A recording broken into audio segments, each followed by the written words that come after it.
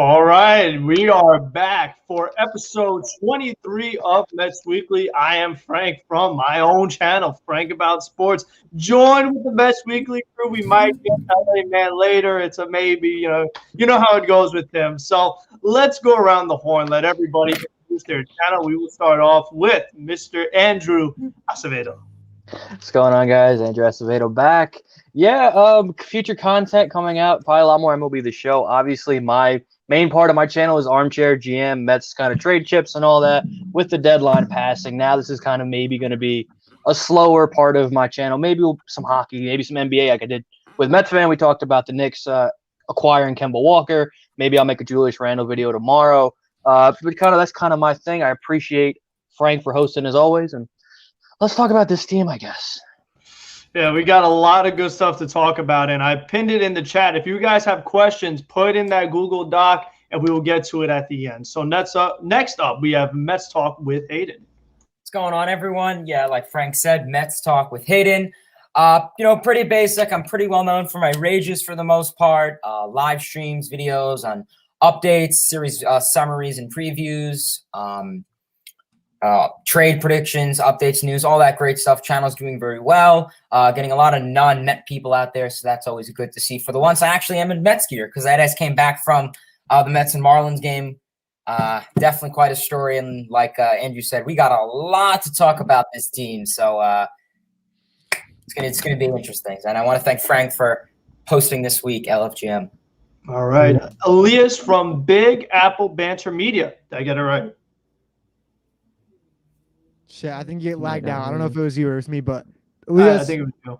From Big Apple Banter Media, home of Big Apple Baseball Banter, a live call-in show every Wednesday at 6 p.m. Tune in, call in.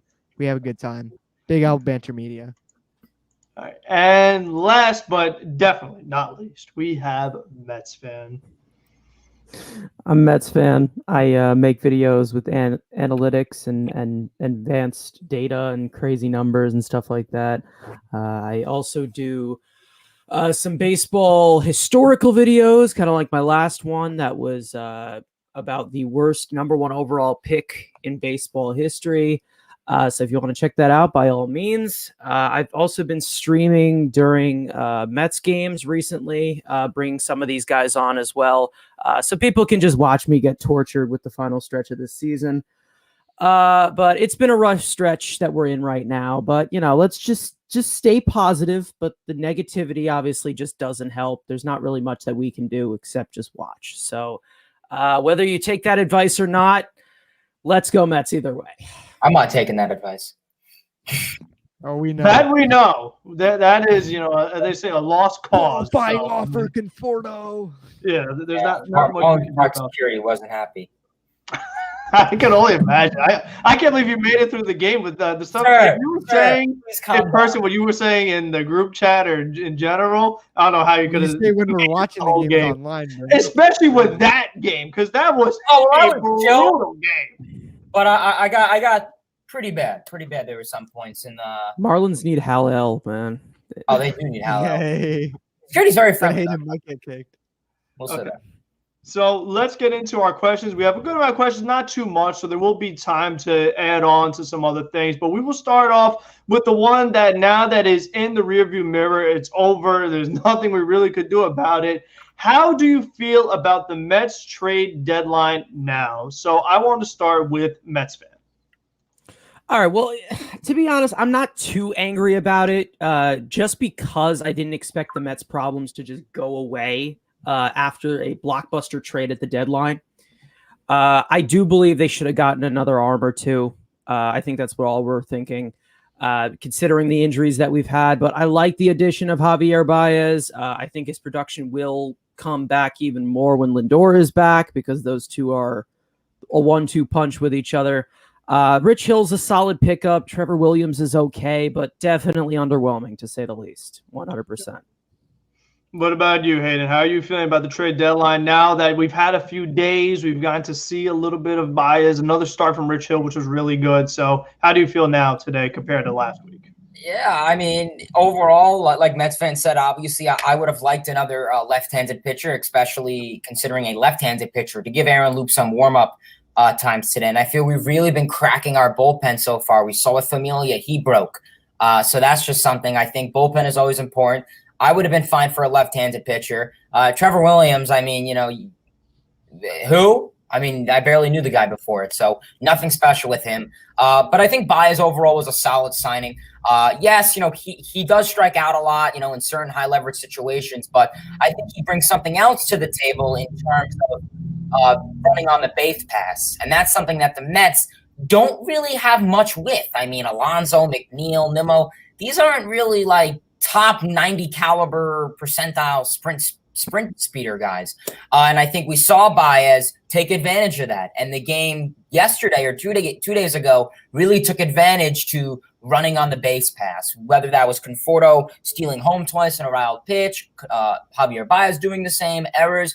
And, you look at the team like the Padres, like the Rays, they take advantage to stealing bases and being quick and speedy on the base. It's not just getting base hits. It's also stealing when you don't get a hit. So I think Baez brings that great offer to this team. And then obviously some clutch parts too. So I think Baez was a solid obtainment. I would have rathered a Bryant. I would have rathered a Story.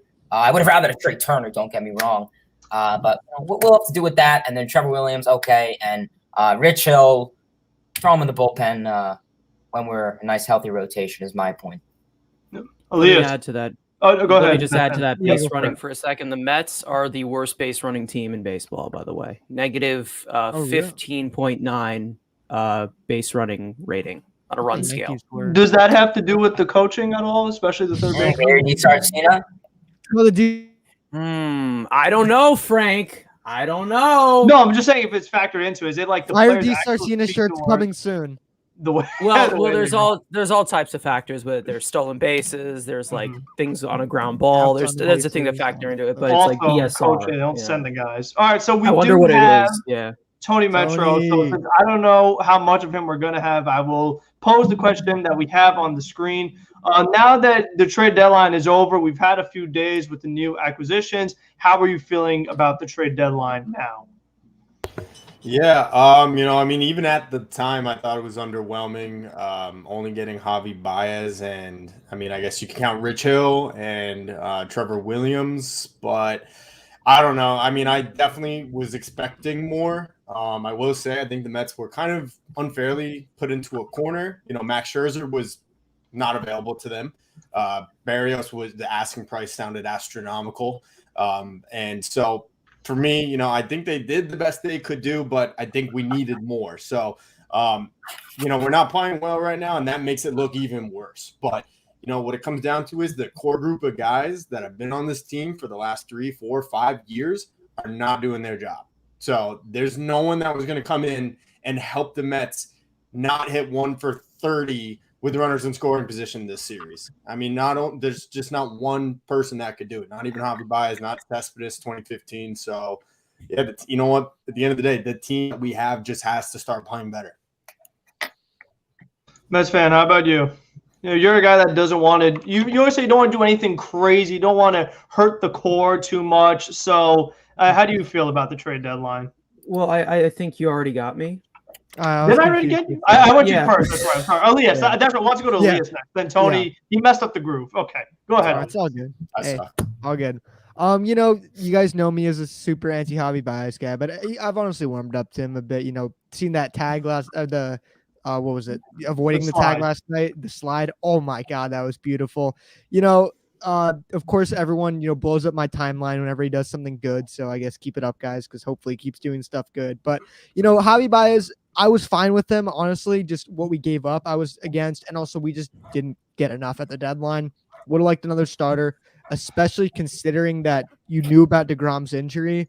You needed another really good starter. I know we got Carrasco back, but you can never have enough starting pitching. You can never have enough bullpen help. And Rich Hill and Trevor Williams, who's in the minors right now, are the only options. Like, I'm all for Trevor Williams so we don't have to see Jared Eichhoff again, but I'm also need another guy to actually make starts every week, So, Tyler McGill, I've really liked what I've seen from him, but he's still a question mark. Young pitchers a lot of times are hot and then kind of cool down a bit. We saw in his last start. I still think he's legit, hopefully, fingers crossed, but it would have been, had it gotten another guy for a little bit of insurance. At the same time, you could say, who else was there to get? That's fair, but also just not paying Baez and Williams, and not being able to get anyone else is just inexcusable in my opinion. It's just such a meh deadline. It's like a D+C deadline in my opinion. Just they gave up too much and didn't get enough back. What about you, Andrew? You were very hard on the trades, especially just the way the whole day unfolded as the day progressed. So how are you feeling now?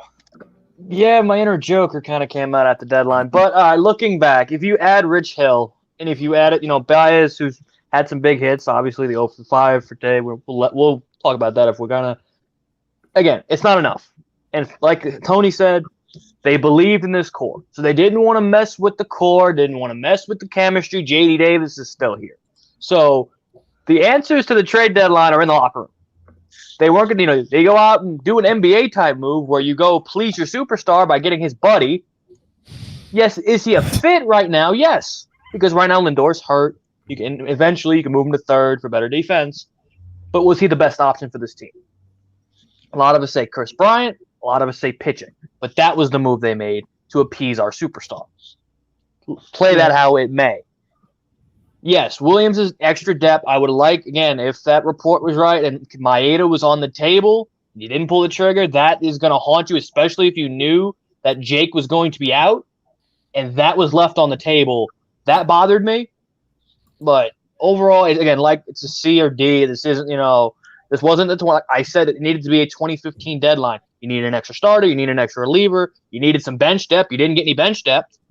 All you did was get the Cespedes move and Baez.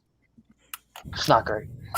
Yeah, and I think it's so interesting. Had this Lindor injury never happened, I really wonder if the Mets would have went about this deadline a little differently. Been like, we don't really need a shortstop. Could we try to focus more on third base, like an Eduardo Escobar, or go to the next level to give up Chris Bryant, which who knows what that would have cost? I mean, if you had to give up Pico Armstrong for Baez, who knows what Chris Bryant would have cost? So I'm a little afraid of what that would have been. But it's just interesting that injury happened at the very last minute in July. And then all of a sudden, it just completely changed the Mets' plans. So let's go to the next question we have. And this one is really, really unfortunate. The thoughts on the Mets not signing Kumar Rocker. Let me start with Elias, because a lot of us at the time, we thought this was the steal of the draft. But all of a sudden, he is not the steal of the draft. Yeah, so we talked about this on my show last night, and I've made my opinion clear. I don't blame the Mets. I don't blame Rocker. I blame the league. The system is terrible. The fact that these prospects get an option whether you want to sign or not, and there's no formal medical checks like there is in the NFL. You have the scouting combine, and it's not, you think of it, oh, guys are going to run their 40s. Guys are going to, do all that stuff. But the main reason for that is interviews for character reasons and stuff like that, and medicals. Why does the MLB have something like that? Oh, we do have a combine, but it's during the Baseball World Series because the freaking draft is during the season. Why? I mean, it's a terrible system. Now Rocker's screwed because he can't play anywhere except internationally or something like that. And, if he's really, I just feel bad for the guy, first of all, because like, what's he going to be, a 6th round pick next year or something like that? And it's like, it's just such a complicated situation. If the system was better, that these players wouldn't be dropping because of financial reasons and stuff like that, and you actually got a legitimate medical check, we've never gotten any of this madness in the first place.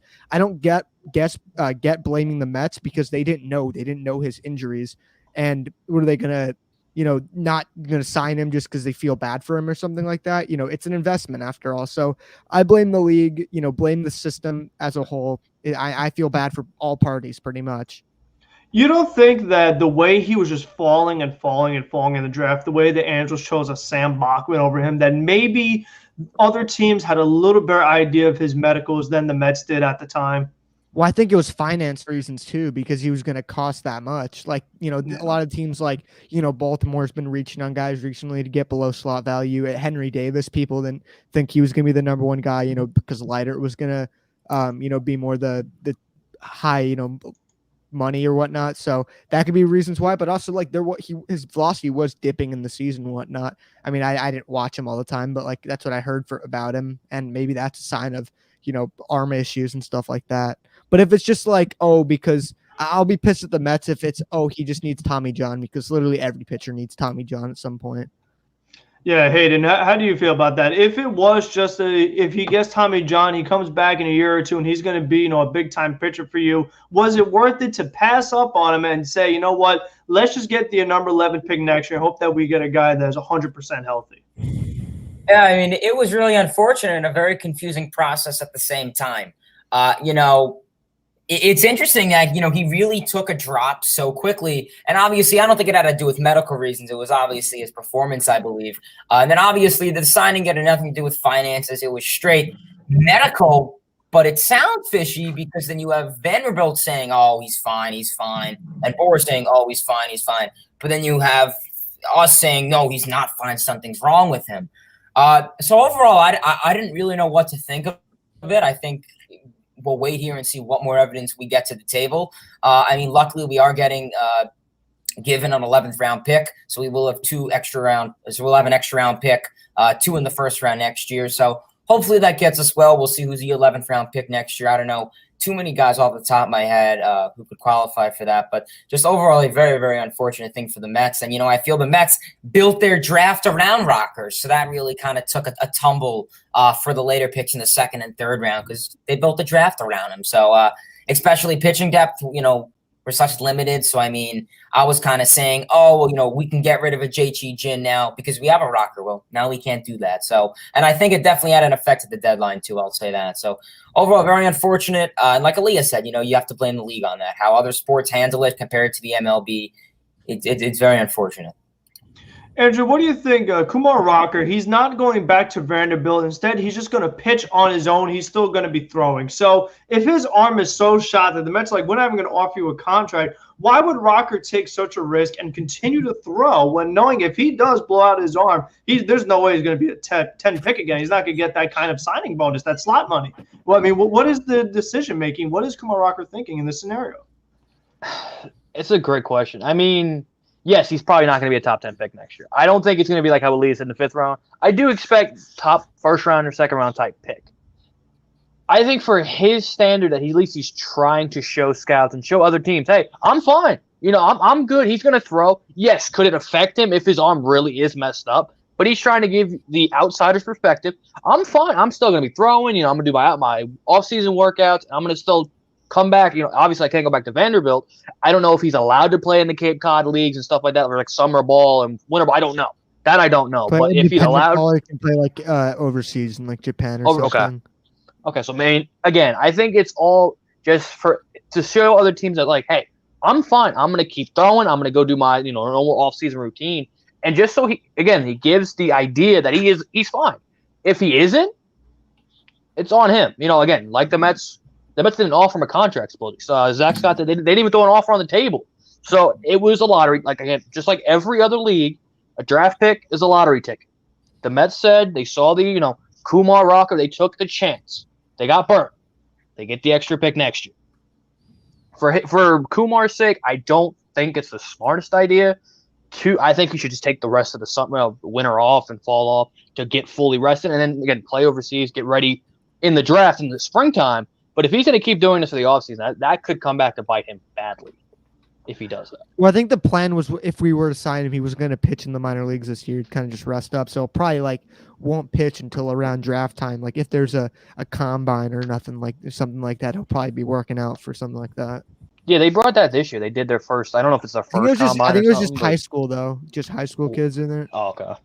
I saw they made a big deal about it was during the College World Series too. Yeah. So it's like him and Leiter aren't going to be able to, put off their team to go work out for something like when they don't really have much stock to boost, No. Tony, I want to ask you about the Vanderbilt side of this because Kumar Rocker is a guy that started in, started out. They had him throw so many pitches and really just overuse his arm. Throw 140 pitches in a start. Was that smart thinking in the Vanderbilt part? Are you actually helping the guy's stock, showing, oh, look how deep he can go into games, but if you're ruining his arm in the process, was it worth it? Yeah, I don't pay too much attention to college baseball, so I'm not going to pretend that I do. So I don't know all the ins and outs of the organizational philosophy of Vanderbilt. Obviously college is supposed to be a place where they're able to elevate their players and put them in a position to go play professional sports. If they were riding him as deep as it sounds like they were, wow, that could get cut up into a really bad. Oh no! If they were letting him throw 150 pitches and blow out games, then they definitely did him dirty. You know, they definitely did not help his cause, and I'm sure that's a big reason for the injury. I believe he throws 98, 99. Is that what he was sitting at? I mean, and then his velo was down a little because of the workload that Vanderbilt gave him. Right. And, just take a look at our own guy right now. Jacob Degrom was throwing 102 this year. And, it kind of always was in the back of my head. Like, that doesn't seem like healthy. He shouldn't be throwing 102 at 32 years old or however old he is. And, now look at the situation the Mets are in with Degrom. So I think it's unfortunate for Rocker.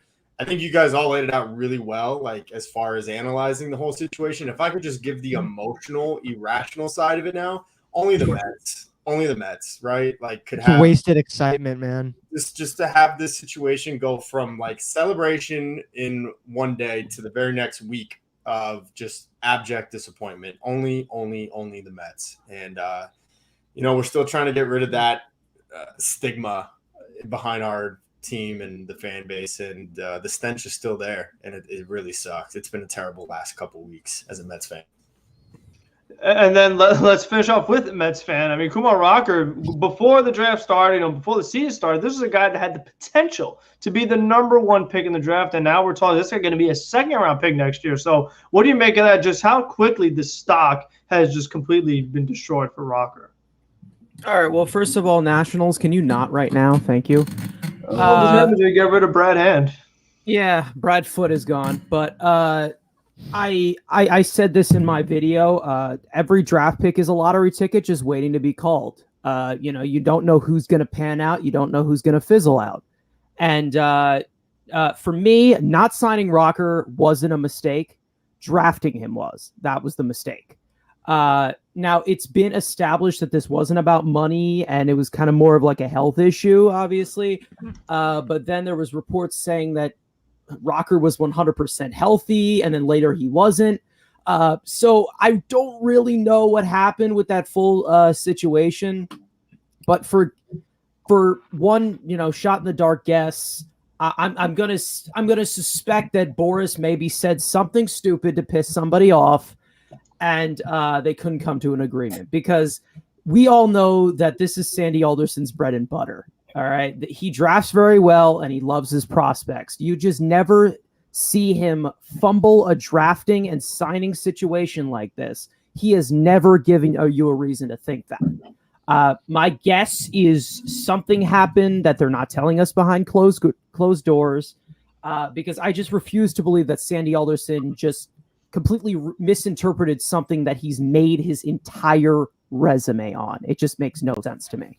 Yeah, and especially because we had heard before the deadline of him signing, there's something probably up with his elbow or his arm, just in general. That was what we heard. And every time Zach Scott was asked about it, it was no comment, no comment, no comment. I mean, he never said anything about the entire situation. So the fact that you're saying it could be something behind closed doors, something with Boris, I mean, it has to be, because if it's not money and they are insisting that he's healthy, what is the other thing that held this holdup, and they just don't come to the agreement? It has to be something behind closed doors. So from one prospect who had some health issues with his arm, let's go to the next pitcher who has some problems with his arm, and that is Jacob Degrom, who it looked like he was finally coming back, and then he gets shut down and pushed back. So let's talk with Hayden. How are you feeling about Jacob Degrom's health at this current state? It's really tough. I mean, pretty much, the dude's 33 years old, and from the looks of his performance, he looks like he is 22. He looks like he is 23. He looks like he is completely younger than he is supposed to be. He is in his Hall of Fame prime right now this year. I mean, the first half that we saw in him, he was going out there. First pitch, 102 miles per hour. 60th pitch, 102 miles per hour. And, it makes you think he's getting older and his velo is increasing. So is that going to affect his health? And then you also have to look, he's swinging with the bat. That's the oblique. And then you have the 10 other things that he dealt with. So there were a lot of things taken into this. And then obviously the limited amount of innings pitched in 2020 definitely had a big factor on this. And then coming in to this season, having to go quadruple that. So that was definitely something to think of. And Degrom, the injuries are starting to get a little concerning. In 2020, he had it. Typically in March, he has tightness and, soreness from, lack of performance from the offseason. But now with the oblique, with the form, it's starting to get a little much, And now hearing him that he has to get shut down, it's definitely something, that's concerning going ahead. It's going to come to the question is, can he be healthy when we need it? If Degrom is fully healthy, that's awesome. Crazy to say how elite he is. I mean, 2 weeks before his health, the dude was actually giving up runs, and we never saw that. So we don't know if that was from other things or if that was his health. His velocity did take a small little dip. I did notice. Nothing too crazy or too concerning. Just something to point out, obviously. But it's going to be concerning ahead. Hopefully, in a week or so, Degrom will probably get a rehab start. Is my assumption, obviously. So hopefully he can get through that clean and get all of his bullpen sessions and throwing sessions, and he can work with the training staff well. He knows his body well, and that's what's great. He's not like a guy like Kevin Gausman or whoever is going to go out there and force himself. If he knows something's wrong, he'll go up to McCann and be like, listen, dude, I'm not really feeling, my right side or da-da-da-da-da. So he'll throw something or do something that will result in an out. But, if you guys get what I'm trying to say. Andrew, how are you feeling about Jacob Degrom? Because like Haynes said, it's one thing after another. I mean, just so many different injuries. And as soon as you think he's going to start working back, he gets shut down with something else. And it just seems like every single start, they say he's healthy, and then he exits the start early. And despite all the testing they've done, they can't find a significant injury. It's just some kind of inflammation. It's some kind of tightness. But no matter what, whenever he rears it up, an injury. So what do you make of that? All right, I guess I'm going to be negative for once. If this offense continues and the team looks like this, see you in 2022, Jake. I don't want to see him the rest of the year. I don't want to. If this team keeps playing like this, why am I rushing him back? See you next year. Rest up. You had one job. They actually one fucking job. And Real Muto, of course. Of course, it's JT. Oh my God. Of course, it's Real Muto that hurts the Mets again always. Hey, Phillies, how's first place feeling? Oh wait, no, it was at 0.5 back. We're still half game left going. So Tomorrow. next weekend. You think tomorrow gets that hit for us? Jesus. But yeah, I don't know why Isn't that right? Sorry, Andrew, go ahead. no, you're good. You're good. You all guys are good. Again, if this team keeps playing, I don't want to see Jake. I'm tired of these little nagging injuries. If it says, you know what, if let's say this weekend the worst happens and the brooms get on us, I don't want to see Jake at all. Rest him up, get him ready for next year because there's no point. You rush him back, and let's say there goes a shoulder. There's a labrum issue again. Now you're dealing with shoulder injuries. I ain't touching it. If we aren't competitive enough to win our division to get to the postseason, I don't want to see Jacob Degrom until next year. Tony, do you think Jacob Degrom will be back this year? Because in his most recent interview, Degrom did not sound very confident. He didn't sound very optimistic. He did not make it sound like he will be back anytime soon. So do you think Jacob Degrom will be back? Yeah, I think he will be back. At what capacity, I don't know. He's going to be on an innings limit. We might only get to see him 5 innings per start. We might only see him for 3 or 4 more starts this year. You know what? At the end of the day, it doesn't really matter if you hit 1 for 30 with runners in scoring position and only score 1 run and get a little run in the 9th inning like they did tonight. And that's been the case with him his entire career. This team, you know what? We come into every season with oh my God, this is going to be such a great lineup. And then, Rhys Hoskins just hit a 2-run double. Game over. We're only up half a game, guys. Wonderful. I'm just going to real playoff. I'm so pissed off. I don't even want to. Why? Hold on. Why did we have to get to this point where we had sorry, almost swore there, a healthy lead, and now we're back to watching? Oh, we got to keep the Phillies game on. What was it? Oh, I was just going to congratulate the Phillies. They addressed their needs greatly at the trade deadline. They needed a bullpen arm to prevent blown saves. They got Ian Kennedy.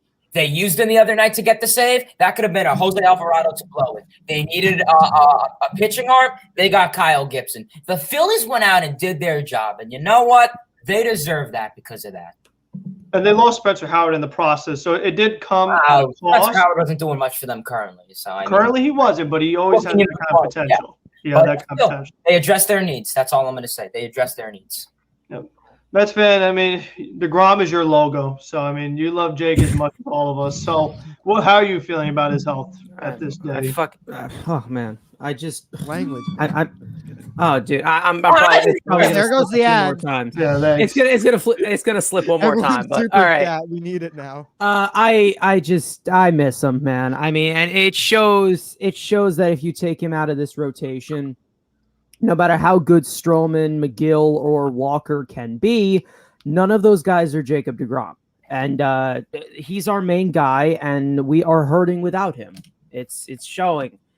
Now you have another 2-week setback for him, and he hasn't even started throwing yet. I think he'll come back, but I'm really hoping that we can get him back in September, because every game is important right now. No matter how much the Mets are trying to win or just trying to piss me off, we need him every 5 days. Elias, Jacob Degrom.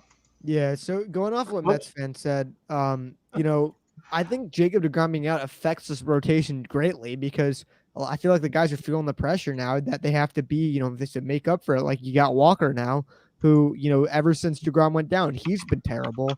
But going back to Degrom, like Andrew said, if we keep this up, shut him down. This Philly series that's upcoming is literally deciding the series. If we get swept or something awful like that happens, shut him down. Like I said, you hope a guy like a Syndergaard can, have a miracle run and come back and be the Syndergaard of old. That's a lot to ask for. But the more important thing is having Degrom for the long term. He is 33, yes, but he's still got a lot of years left in him. Don't do anything stupid that's going to make him, miss a lot of next year. And I know everyone misses him. I miss him so much. It's so weird not seeing this guy go every 5 days. I thought I missed Syndergaard after not seeing him. Dude, and for a while too. Degrom hasn't been out that long, and I already just, I miss him so. We all miss him so much. It's Degrom. He's incredible. Obviously, it's such a shame too, because he was having such a good year. He was literally on an MVP track. I guess Zach Wheeler, congrats. There's Cy Young for you. Another guy former Met. So that's gonna feel great. But it's such an unfortunate circumstance, man. For real. Okay, so Liz, I'm going to go back to you since you went last. Now you get to go first. The next guy will go to hitting now for Michael Conforto, who it's been an up and down year. Every time you think he's going to break out of it, he gets the multi-hit game yesterday, goes the opposite field, not taking a full swing. Then he hits a bullet off the wall. But then today he gets, a hit, but for the most part, didn't really build on last night's performance. So what would you do to try to get Michael Conforto to the player that he is capable of being? Well, unrealistically, I would hire Hayden to be his assistant hitting coach to yell at him, roast about him getting a qualifying offer. Yeah, what is it? Can I play something quickly or no? Yeah, go for it. No? All right, that's fine. All right, play it. No, you can go for it. Yeah, play it. Frank, can I play it? Yeah, play it. Oh, my bad. I thought you said no. All right, well, while you're pulling. No, he has it. Oh, whoops. No, wrong clip. You didn't even play the right clip, Hayden. Yeah, what are we doing? Everyone, shush! I know what I'm doing. You had one job. Oh.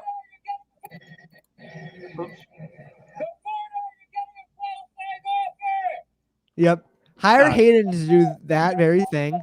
All seriousness, I'd say keep him in the lineup, because he's going to get hot at some point. Move him down. Do whatever you need to do.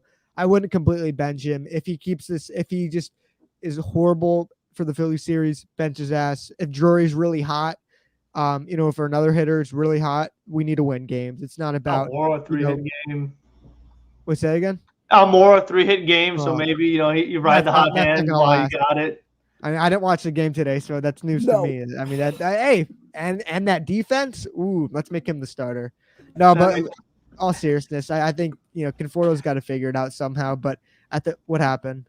No. Almora just mentions of that. Oh, okay. I thought it was really 7-0. Okay, so Andrew, now to go to you. The thing about Conforto is that they've moved him around. He's batted 3rd, 4th, 5th, 6th, 7th. They've tried to move him around, but they just haven't gotten that consistency out of him. So, I mean, what is their next option? There is no option. It's him or die. I will say this. He historically likes hitting in CBP. I know he's not a clutch. We make the joke he's not clutch, but he's had some huge homers in CBP. Going to Philadelphia could maybe get him going, but consistency and Michael Conforto will never go together. It's just a fact. He'll have his hot month. There's Mets fans already throwing like a rhino. I'm making the joke. But yeah, it's just kind of a point of Conforto needs to, there's something. Give him some PEDs, something. Because I can't figure out what to do with this guy. You move him to 3 spot, 2 spot, 7 spot. He hits 8th the other day. It was 8th or 7th the other day. Do you keep moving him? You can play Drury, but now that's kind of slowed down. Call up a guy in the minor leagues. I'm just saying.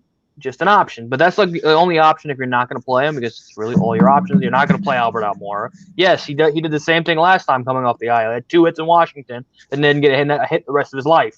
So, yes, he had a good game today. I don't want to see him ever again. Don't care. But, again, it's just kind of you got to have to play him. And hopefully going to Citizens Bank Park, short porch in right field, get a couple of barrels and hit it out of the ballpark because he desperately needs it. All right, so Hayden, you always joke, qualifying offer Conforto, but we know he is on the last year of his deal, and it's clear that has messed him up because he's just not all there mentally. A lot of his mistakes are mental. So do you think it's worth the Mets to go up to and say, Michael, you know what? You've been good for us for a long time. We know you're playing for that contract extension, but we really need you to perform for us right now. So don't worry about the contract. We're going to offer you the qualifying offer so you could just have another chance next year to prove yourself and just relax. I mean, what would you do for Conforto? The first thing I do want to point out is, and a lot of people say it's the pressure, and sure, I get that. I mean, what do I know? I'm not a major league athlete. But if Michael Conforto can get a hit in the All-Star game where national TV, if you can get 2 home runs in the World Series, national TV, and not be under pressure, a rookie, by the way, and not be under pressure, that's a little intriguing, I feel. Simply enough with Conforto, I've been very upset with him. I don't care if the XBA on that is good or if it's an expected whatever batting. I don't care. The point is it's an out. The only hits he's getting is errors and, walks, and then he gets to steal the bases from poor defense by the Miami Marlins. No, he isn't. Conforto, I really don't know what to say anymore. I'm trying to keep composure and not rant off. At this rate, I am giving him a qualifying offer. He wants $200 million. Yeah, no way. Give me a full year of 2020 or 75% of 2020, and maybe we can get into those conversations. At this rate, I want Brandon Drury starting right field. We saw it today. He messed up defensively. I saw it live. It looked like he kicked the ball and then almost bumped into Almora. So now he's not making offensive struggles. He's making defensive struggles. So I don't, I don't really buy the whole, it's a walk year where he could go into 2 huge events and be able to perform solidly. So I don't know how much I buy that. I'm sure some parts of it's true, but very upsetting with Conforto. And, he needs to wake up because, Brandon Drury is going to take over his spot if we keep doing this. All right, Tony, we've seen very, very good Michael Conforto, but we've also seen struggling Conforto. So, what do they have to do to get him to the good Michael Conforto?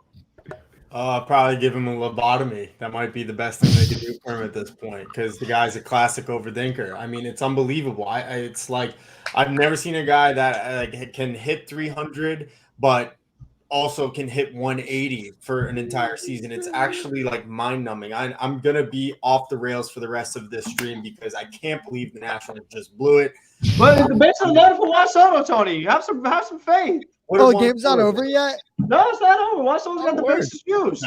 No, sorry. No, he does. The base are empty. I'm sorry. They're whatever the Nationals use for their scoreboard is god awful. It looks like the bases are loaded. There's nobody on. Wait, what's the score?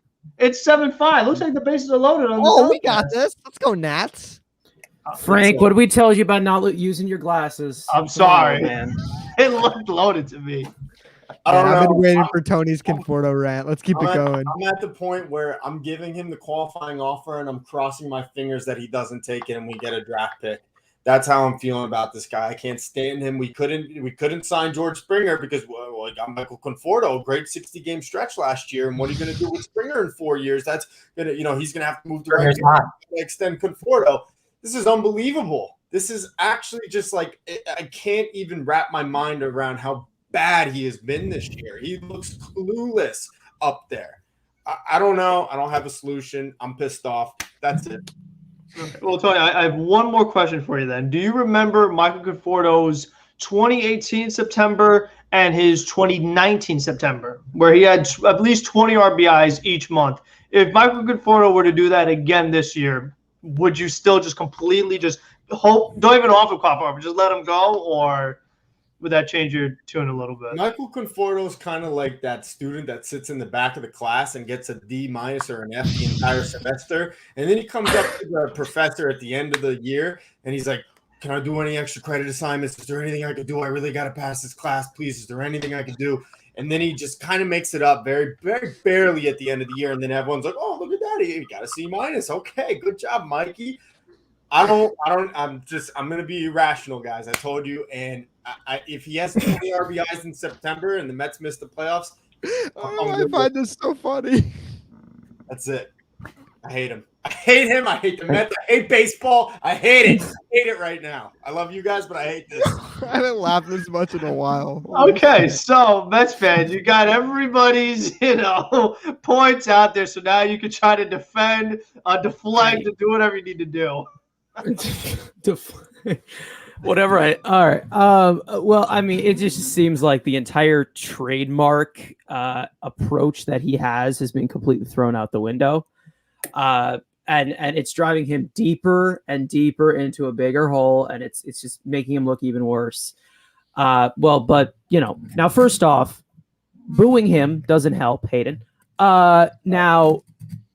I know people they think that they're getting their point across, but it's only making it worse. We got to realize here. I just, all that this shows really is like, I'm not getting what I want, so I'm going to cry about it. All right. And because and I'll tell you, I'm 100% sure that Conforto, he really wanted to strike out on that situation. That was his main goal. What I would do is call up a guy named Khalil Lee, who is better against lefties and could maybe ease off some of the pressure from Conforto, because we needed all the bats we can take.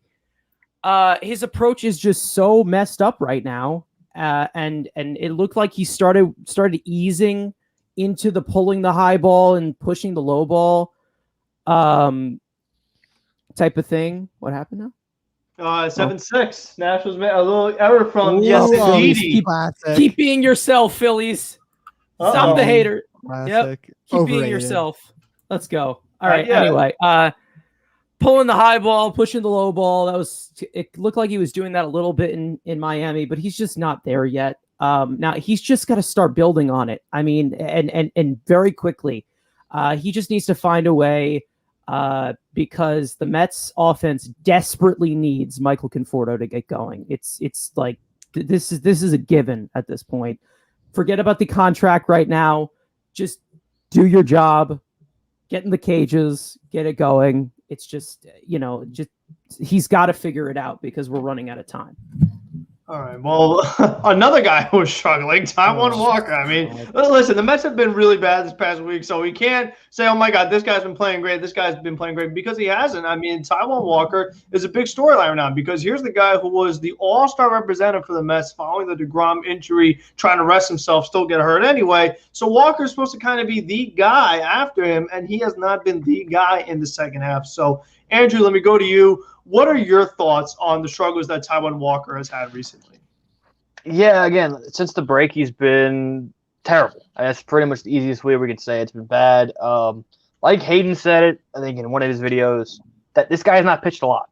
He historically, the last couple of years, he hasn't thrown innings. Last year, obviously 60-game season, he was hurt in 2019. He's battled a lot of surgeries, so he doesn't have a lot of innings on his arm, but his body isn't used to throwing so many innings. So now it's finally catching up. The first half of the season was kind of that 60-game season. It was 81 games, whatever. But now it's catching up. His body's now getting caught up. That now some good defense. That's getting catch up. Maybe was he unlucky? Maybe was he stuck merchant? I don't know. I'm not saying that. I don't really care about that. But I'm just thinking of any excuse I can give to this guy, because he's just fallen off since the break. Gives up the homer to Mike Zunino, and all hell has broken loose after the fact. But again, he is still a quality pitcher. But like I think I think Mets fan said, with Jake being out, maybe more of the pressure has gone to him, and he hasn't been able to fill those shoes of losing Jake, and maybe comfortability. I don't know, but he needs to have a bounce back start, and hopefully the next time through, we desperately need it. Damn it, Nats. How you feeling about the way Taiwan's pitching Elias? Yeah, you guys already know Taiwan's my guy, but I can't defend him, man. He's been brutal, and like I've said, put him in the bullpen. He's not used to this much workload, but he's got to pitch. He's here for a couple more years. He's got to, either fight through it, get through it and just be awful, or get in the bullpen, let him rest a little bit, and then get him back going again. That's kind of the only explanation I can think of, is that, he's never had this much workload, or hasn't in a while. He's had a lot of injuries in his career. So maybe it's sticky stuff, whatnot. But right after the ban, it sounded like he fell off a cliff. So I don't know what else there is to say, except I'm extremely disappointed. I really hope he can figure this out, because this is a guy I really like watching. He's not only a great pitcher, he seems like a really good dude as well. What about you, Tony? I mean, the Mets are very limited on options here, because if you're like, Walker isn't that same guy, we have to move on or go to somebody else. There's somebody else, is Trevor Williams or Jared Eichhoff. So, I mean, what do you think about Walker? Yeah, we touched on it last stream. I think he's experiencing some dead arm. He has pitched more innings this year than he did in the last 3 seasons combined. So, I think he's just kind of going through as they call them, the dog days of summer. And I think, unfortunately, it's at just such a terrible time when the Mets offense has been bad, when we are having so many injuries to our rotation and our pitching staff. So, you know what? I don't really think it's anything particular. He's not spotting his fastball as well as he was in the beginning of the year. I just think that is a cause because of, he's tired. He's got dead arm probably. I'm pulling for him. He's a likable guy. I really like him. He's going to be here at least next year, maybe even a year after that, if he, pitches well next year. So all I can do is root for the guy. And, going back to the Conforto thing, I don't want to make him out like he's the only scapegoat, because let's be real, the entire offense sucks right now. It's not just Conforto; they all suck. So I'm not actually just saying like it's all Conforto's fault. So I'm rooting for these guys. I am, but it's just been infuriating. It's been such a tough last couple of weeks. So rooting for Walker, rooting for Conforto, hoping things turn around. What about you, Hayden? What do you think about Taiwan Walker? Because like Tony said, he's going to be here next year. So what do you think? Yeah, I mean, honestly, I'm more thinking about it this year. Pretty much like Andrew quoted me from one of my videos. I stated that Taiwan Walker only threw 30 innings, just shy, in about 3 years. So, I mean, he pretty much surpassed that coming into May. And I think I've stated in one of my live streams, I found the clip of me saying, I don't think Walker is going to keep up this Cy Young caliber pitching when we were talking back in May. And Mets fan was very happy that I was using expected sabermetrics. But the point is that I think he is now getting into that fatigue stage. Like Tony said, his arm is getting tired. He's coming off of an injury. Like we said, his fastball, his pitching, it was very crisp and span, honestly. Early out in the season. And I think obviously a lot of things, like everyone said, the Degrom injury, Walker trying to be the leader of the pack, and the pressure gets to him. And it's really unfortunate with Walker. He starts games and he looks solid the first 2-3 innings. And then, the 4th, 5th inning is when he really starts to go kaputski. So I'm hoping he could try to get by. But whatever needs are going to be taken, it's going to be taken. Okay, and Mets fan, Taiwan Walker, as far as the way he's looking analytically, as far as he's looking metrically, do you see something that concerns you? Is he getting a little unlucky? Is it his pitch sequence? I mean, what do you think is the reason for these Walker struggles? I tried to investigate what was kind of going on with him, and I couldn't really find much. The spin rate seems to be about the same. It seems like he's getting the same amount of whiffs that he was getting in the first half of the season. It looks like a location problem, but I'm not really sure what their defended target was going to be. That's really only a visual thing. I don't really think there's not really anything that kind of tracks that. But he has to figure it out. I mean, especially like I said, with the load of arms that you have right now on the IL. I mean, he's growing more important and more important every day. Yeah, if it was me, I would just skip his start, but we can't because then we have to go to Trevor Williams or Jared Eichhoff. So this just goes back to the deadline. Walker is having some big time struggles. We know he's had such an injury history anyway. I mean, like, even if Walker got hurt, you always had to be prepared for that scenario that you need another pitcher. And they just didn't address it, even despite Degrom being hurt, despite Syndergaard being hurt, Carrasco just coming back. You're relying on a rookie who came out of nowhere, Miguel. This just goes back to our point all along of you always need more arms, especially in the current scenario the Mets were in. Okay, so let's go to the next guy, a guy who was a bit of a positive last week. Past few days hasn't been as much of a positive, but that is Brandon Drury because, I mean, he was huge over the weekend against Cincinnati. When this guy was it 8 for 8, 9 for 9?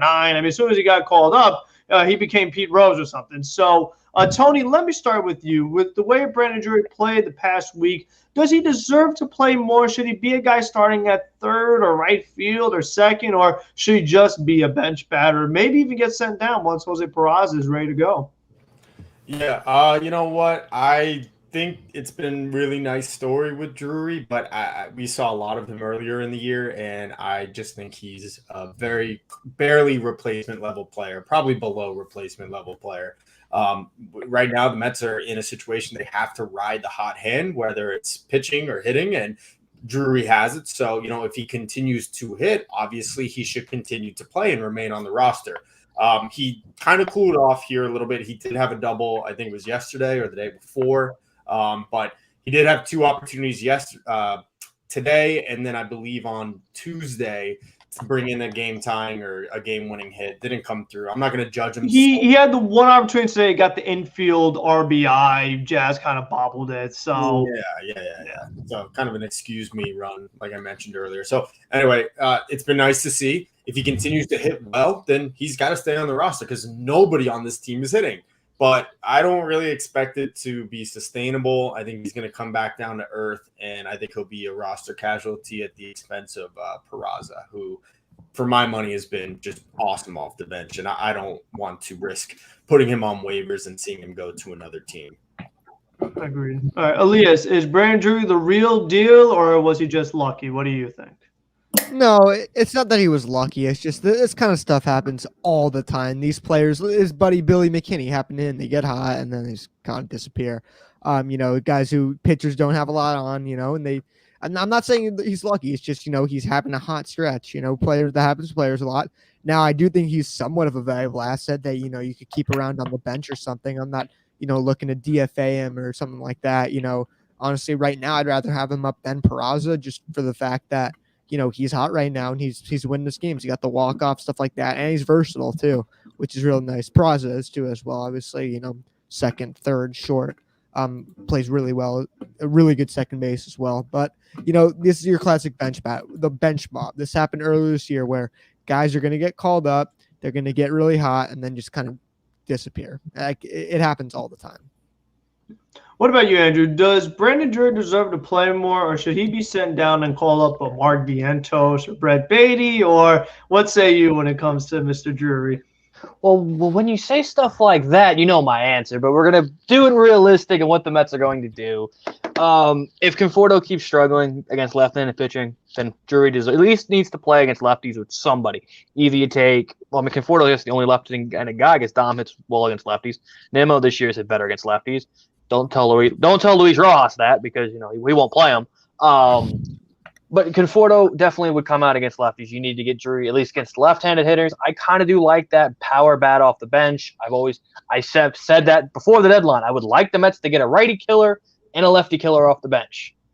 Drury, I guess, is that lefty killer, like power bat off the bench, but I don't see him as that. Again, like Tony said, he's a little bit below to just about replacement level. He's not, not great defensively. He's a power bat off the bench you can use. He's had a few nice hits.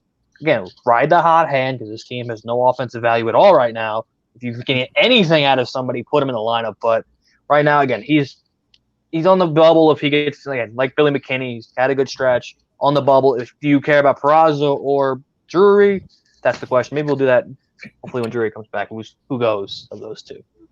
But if Beatty and Vientos, obviously, get them up here, please. Okay, Mets fan. Before Brandon Drury got called back up in his first tenure with the Mets, was not going well. You didn't enjoy watching him step up to the plate. But then once he was on this 8-for-8 stretch, it's like Brandon Jury is the guy you wanted to dish. So does he deserve to play more or no? I mean, he looks like a way more confident hitter since his last MLB stint with us. But I'm not completely sold on him being a everyday player. It's kind of like, okay, yeah, you want to talk about streaky? There's your streaky. I do think he's the first guy off the bench right now against a lefty, and not Kevin Pillar.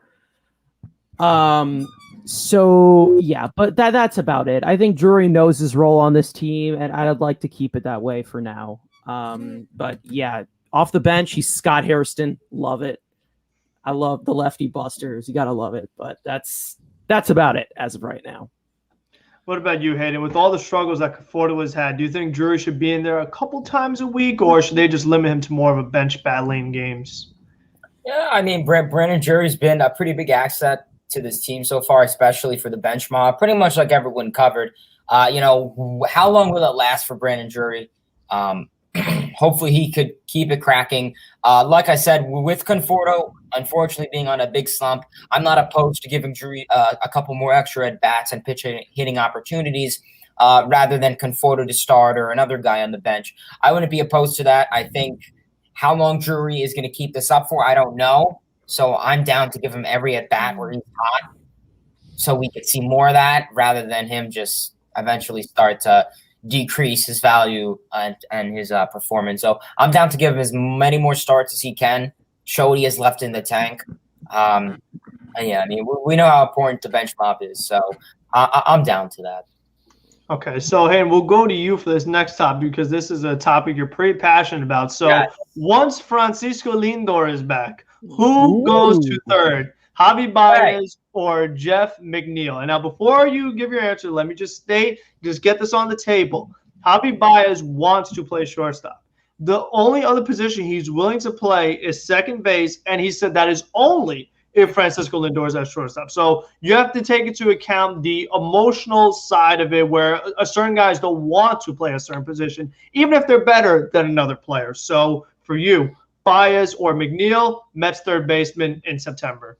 Well, first I do want to point out that if Baez, wants to be all buddy-buddy with Lindor and, he's only going to switch because of this, he could be a cheerleader. I mean, Dallas Cowboys, and he wants to get a tutu, some pom-poms, step on the dugout. So, we talk about the friendliness, but putting that to the side, I really want Jeff McNeil at second base.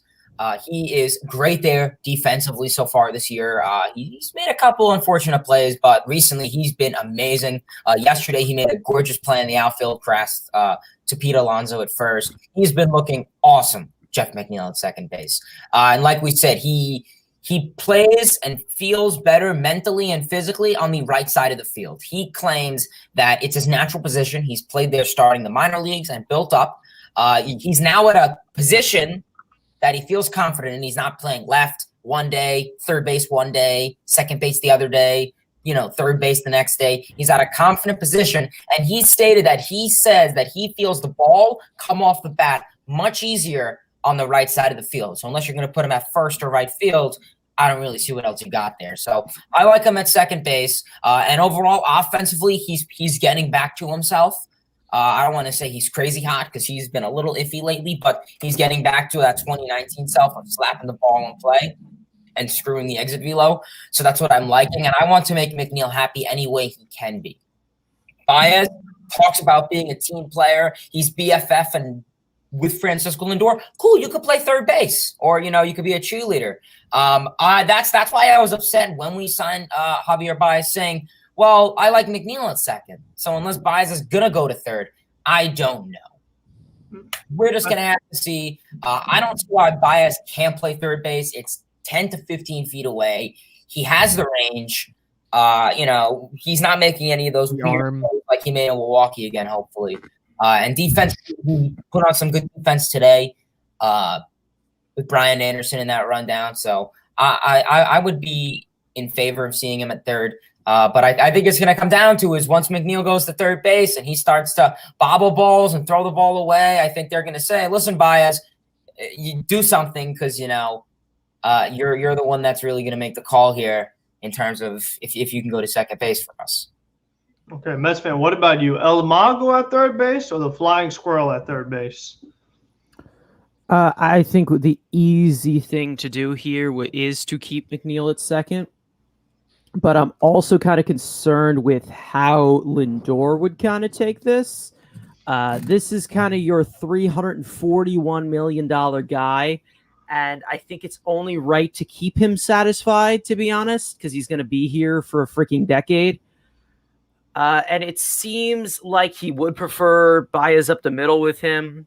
But since Baez has the range to play third base, and McNeil isn't a big elite defender in any position, I would keep McNeil at second base. But you kind of have to watch out between the camaraderie between Lindor and Baez. And to that point, Tony, I mean, we think Lindor and McNeil might have gotten to a fight during the season over a raccoon or a rat or whatever they want to call it. So would you want to change the dynamic of giving Lindor a brand new double play partner or leave Jeff McNeil at second? I don't know. Where's Javi Baez not going to strike out 5 times a game? Ooh, that's what I like to hear. Whoever that is, you could put him at. Put him in left field for all I care. Jesus, this I don't know. I don't even know. I'm so mad. Music to my ears. Tony's over it. He's over it. I'm so mad. We're only half a game off. This is insane. Oh my god. All right. Realistically, I think that McNeil probably would be better at second base. He plays there better. I think Javi Baez would be serviceable at third base. I thought McNeil actually was a solid third baseman. 2019, his numbers looked okay. You know, it was a small sample size. 2020, again, small sample size, but didn't play well. So far this year, though, and with spring training, it's clear he is not a third baseman. He's not a good third baseman. So I think, like, if you want to, the optimal result is probably McNeil at second base and Baez at third. But if you have long-term extension plans for Baez, then what does that mean for McNeil? Because I don't think Baez is too keen on third base. I think he'd rather play second. You know, it's going to be interesting to see how the Mets, work all of that. It's very fluid right now. I think it's, for the time being, I would probably put McNeil at second base, not to disturb anything, and put Baez at third. And the next season, it's a whole other conversation. Andrew, if they gave McNeil the amount of reps necessary to get acclimated at third base again, do you think he could eventually become 2019 Jeff McNeil at third, or do you think it's just a lost cause and he will never be quite the same third baseman again? Yeah, I mean, it's so interesting what you do here because, again, Baez is, historically good defensively at shortstop. He's one of the better defenders out there. You move him to second. McNeil, we showed us how bad. But I want to take this question somewhere else, but I won't. If you're telling me who has to play third, Baez or McNeil, I'll say Baez needs to be at third. I'll leave McNeil there. Just what we saw in spring training and last year, that he is not a good defender at short. Well, I'd probably make my superstar happy. We got his boy to go play up the middle, and I saw the WBC. Javi's way better defending than McNeil at second base, but I will put Baez at third. I'll leave McNeil at second. Next year, I think McNeil is going to be in right field, and then it'll be to be determined who's at third, if it's a free agent or if it's a prospect, TBD. So, Elias, the question becomes, would you rather have a great second baseman in Baez and a not-so-good third baseman in Jeff McNeil, or would you rather have a pretty good second baseman Jeff McNeil and a maybe good third baseman Javi Baez? Yeah, for me, it's just the one thing that's not happening is McNeil's not a third baseman. Let's get over it by now. The plays that the good plays that I could think of from 2019 was a really good jumping catch, which doesn't involve throwing, and throwing to the second baseman. He doesn't throw well from third base. That's his main issue. He can't make the throw. All of his highlight plays didn't involve him going from third base to first base. Not a third baseman. Let's get over it. They tried him out there last year. Did not work out whatsoever. Second base is his position. But Baez, like you said, is better than at second base. So if you want to keep Baez at second base, well, our good buddy Conforto is playing like shit right now, playing like crap right now. So you put McNeil out in right field and bench Conforto. If he's playing as bad, when Lindor comes back, if Conforto keeps us up, you bench him because you're in a race to make the playoffs. And I don't care about, he needs the at-bat so we can figure it out eventually and stuff like that. if you want to keep Conforto in the lineup, Javi Baez moves to third base. Do not put McNeil at third base. And I want McNeil to work out at third base as much as everyone because he's one of my favorite players. Third base is probably my favorite position because of David Wright. You want their star third baseman, but for me, don't put McNeil at third base. The issue you run into though is that what you say, Jeff McNeil with the throwing and things like that. But it's just like with Javi. I mean, if he wants to play second base going forward long term, and Jeff McNeil is going to be here long term, you just feel like maybe you kind of want to get used to that, kind of get like a head start on it because it's also about like the long term fit. You know what I mean? So that's always something to also consider. Javi Baez is a guarantee long term. That's the thing. Well, no, I'm saying if you long term. No, I'm saying if you sign Baez, McNeil's going to be here long term. So what I'm saying is that you're going to have both those guys long term. And then the other thing is that if you bench Conforto, that means you're starting JD Davis every day at third baseman, who like how much better is his throwing at third than McNeil? Yeah. So no matter what, for this year at least, you're right side issue. But then long term, then you have goes to third. So and he said if he were to sign with a different team, he would play second base if it was Lindor. Right now, we traded for him. He doesn't get the option. You play where you tell us to. You're playing third or you're playing the bench, like Hayden said. You're cheerleader. Okay, so then the next guy, when we talk about long-term fit, Jeurys Familia, who looked like he was having a bounce-back year for most of the year, but then these past couple of days, yesterday and today, giving up some runs, and today in particular was a really bad outing for Jeurys Familia. So let me start with Hayden. You saw it live. Familia, stay or go? Yeah, well, simply enough to say the people that were sitting in front of me, I don't think they knew anything about baseball. And they said to me, this guy doesn't look too super good. I was like, yeah, I thought. But simply enough with Familia, like Frank, like you said, Frank, he's been pretty good for most of the season. I'd say he's probably had at least 2 or 3 starts that weren't that great. But he's never given up, anywhere from 3 runs in an inning. Usually, like we said, he's crisp out there. He's going out there. He's doing his job. He's retiring the batters. And I don't know what's happening. Maybe it's they're using him too much or he's starting to fall down and collapse. I don't know. It's one of those 2 scenarios. It just comes to the point is we only have so much bullpen depth. And I mean, listen, he's not a lefty, so I don't really care. But we only have so much depth. Obviously, and we know the Mets are making a lot of moves in terms of the bullpen. I don't know if it's to stay for a long term going into next year, but I mean, give him some more shots. I mean, it was one blown outing. I mean, he's had probably the last 5 where we're pretty on fleek, so I'm not terribly concerned. I think it definitely was a bad day. He definitely was not himself today. I will say that. Walks. Base hit, double. His command necessarily wasn't there for the first part of the inning, and then he kind of just left the balls over the zone for them to be attacked and sent to the gap. So hopefully Familia can get his stuff down. In terms of this season, yeah, I'd give him some more shots. But yeah.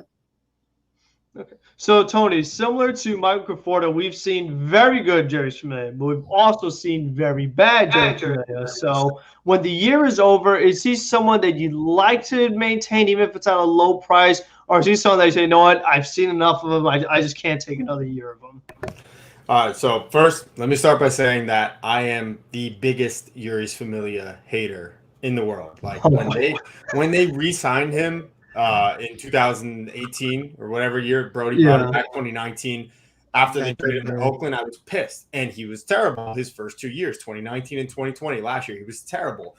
But that being said, Familia has been fantastic this year, and I've had a lot of faith in him when he comes into ball games. I actually have come around, and you know what? I really have been a big fan of him this year. Relievers, though, are tricky year to year. You just don't know what you're going to get. He's getting up there in age. This is close to his 10th season. I think he debuted in 2013 or 14. He's been here a while. He's got a little mileage on his arm, so it's hard for me to say, yes, I definitely want him back, or no, I don't. And again, relievers, very finicky year to year, so I can't really answer that. What I will say, today, the walk to lead off the 8th inning was a strike. Ball 4 was a strike, okay? And that set up the entire inning. That pitch was a strike. It set up the entire inning. a base hit through the infield, another one. Conforto almost nabbed him at the plate with the throw. Honestly, Lewis Brinson has been terrible over the last 4 years and suddenly woke up this series and just killed us. Had the double today, the grand slam against McGill. So just in general, I'm of everything this year, Familia has actually been one of the most pleasant surprises. So I don't know how to answer as far as going in the next year, but I'm still giving him some rope, and I still trust him in big games for this year right now. Well, what about you, Elias? I mean, this team has so many guys that are on the last year of their deal. You have the Cano money coming back next year. Lindor's money is going to increase next year. We don't know what the CBA is going to look like. So is Jerry Smith someone you want to try to bring back to this team? For the right cost, I think I'd only give him a 1-year deal because he's had these consistency issues in the past. It primarily depends on how he continues this year. If he finishes, really strong, then yeah, I'd bring him back for not, I'm not going to give him $10 million a year because I'm not Brody. I'm not an idiot. But it's just with relievers, it's always tricky, man. It's, there's sometimes they're off 1 year and they're great the next year. And, he was off for 2 years. After we traded him, was really bad in 2019, was really bad in 2020 as well. But he's been, like I said, a pleasant surprise. So yeah, I've considered getting him. Just, he's not my priority. We have a lot of guys to resign, Syndergaard, Stroman. They obviously take priority over a reliever. But he's been pretty good this year. No doubt about it. Yeah. Okay. What about you, Andrew? You're the armchair GM. So if you're a GM, do you try to keep Jerry Smith, or do you try to go with someone completely new that hasn't been a Met before? Once you look at the offseason. Yeah, I mean, you look at Familia. Yes, do not sign this guy for $10 million, please. Look what I want more Aaron Loop type deals. 1 year, low risk, high reward kind of guys. That's kind of how I built. What I like to build bullpens. You have your top guys. In the Mets case, it's Diaz, it's Lugo. Loop, you're gonna have to bring back. But then I am for youth and 1 year deals with relievers. I don't want to see relievers getting 1 year deals unless your name's Liam Hendricks, Josh Hader, in that upper echelon type of relief. That is it. Everybody else, it's 1 or 1+1, 1 plus a team option. So if Familia is willing to do a 1 year with a team option for the second year under like $7 million, I'm all for bullpen depth. So if he's willing to do a 1+1 for a cheap deal. If not, I'm looking at the options right now. He's one of the younger options out there. You're looking at guys like Ottavino, Joe Kelly, Razel Iglesias, Archie Bradley. I mean, there's plenty of relievers out there, always is. But if Familia wants to stay familiar to his, he loves pitching in New York, got an organization that found him out of the DR, he wants to come back on a cheap hometown discount, I'm all for it. But if he's trying to get, a second contract how Brody gave him, let him walk. Okay, what about you, Mets fan? At times you've said this is the best Jerry Familia we have ever seen. Today and yesterday didn't look like the best version of him. So as far as like metric wise, do you think he's a guy that is worth the long-term fit, or not really? Well, the last two outings, it really doesn't support this. But whether it's here or somewhere else, Familia is definitely going to get paid this offseason. He has been well above all expectations this year. This has been someone who we wanted to unload for 3 frozen waffles and a Coke. So, now I do believe, or Pepsi, whichever one you prefer. I do believe that we have enough depth to build a great bullpen next year. I would definitely consider bringing him back because you can never have enough arms. Just don't give him $10 million AAV. But his value in free agency is definitely going to be a lot higher than people think. He has had a very good season.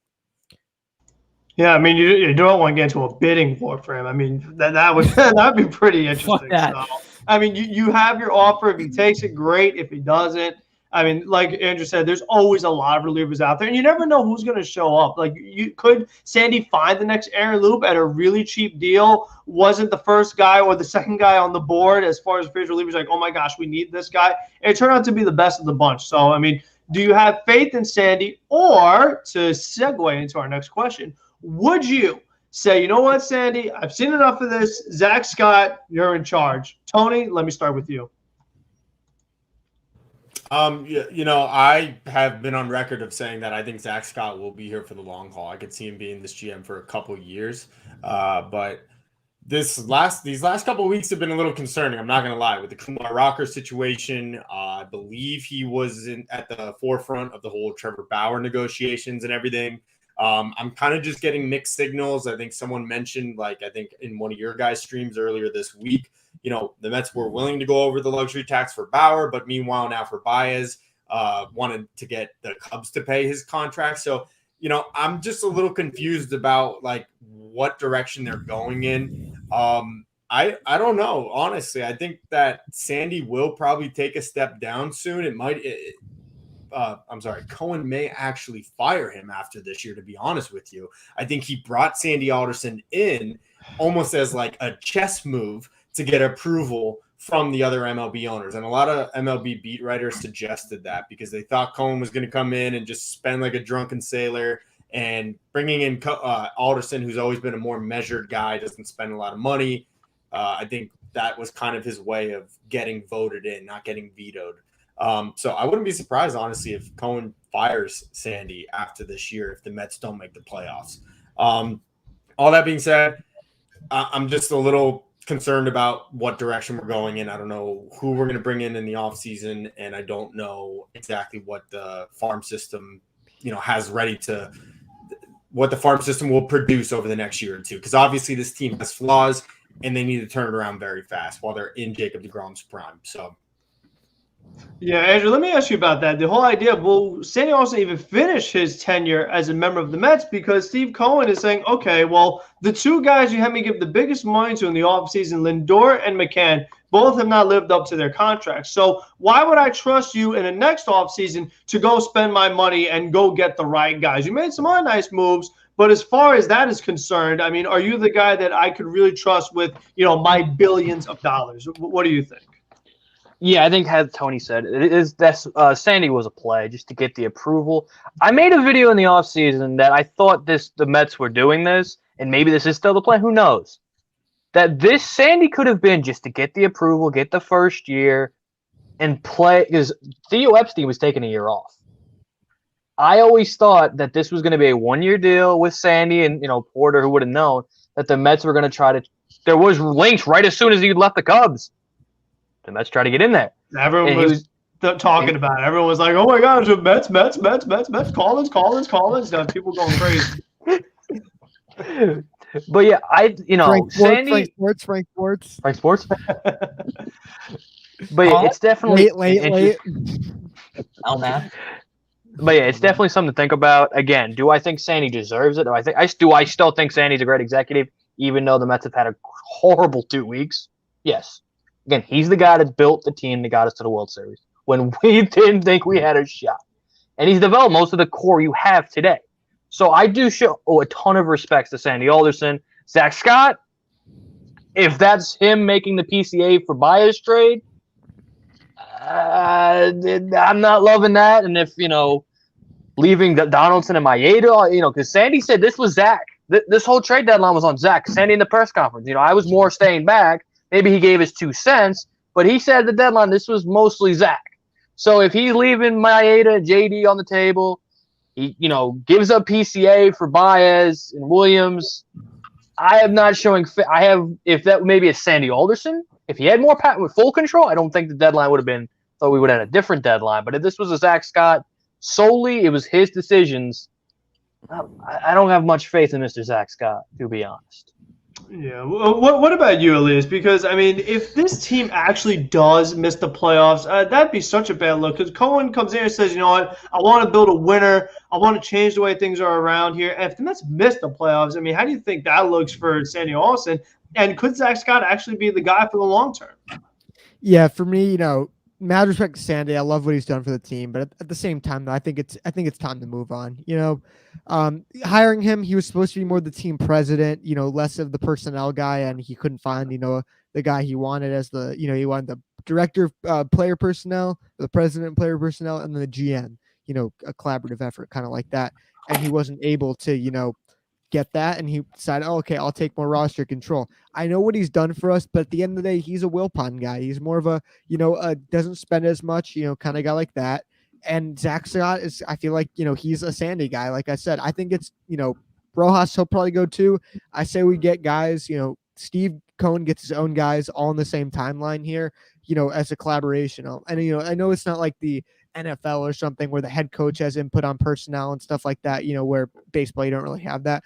But I just think it's time for a bit of a change. It's a new owner. Let's get some new guys in here. It's nothing that against Sandy. I just think, I think he's almost done too, because he didn't originally come back here to be a GM. Like you guys said, it could have been a reason to, convince the owners to approve of Steve Cohen. So at the end of the day, I think it's time to move on. And, there's options out there.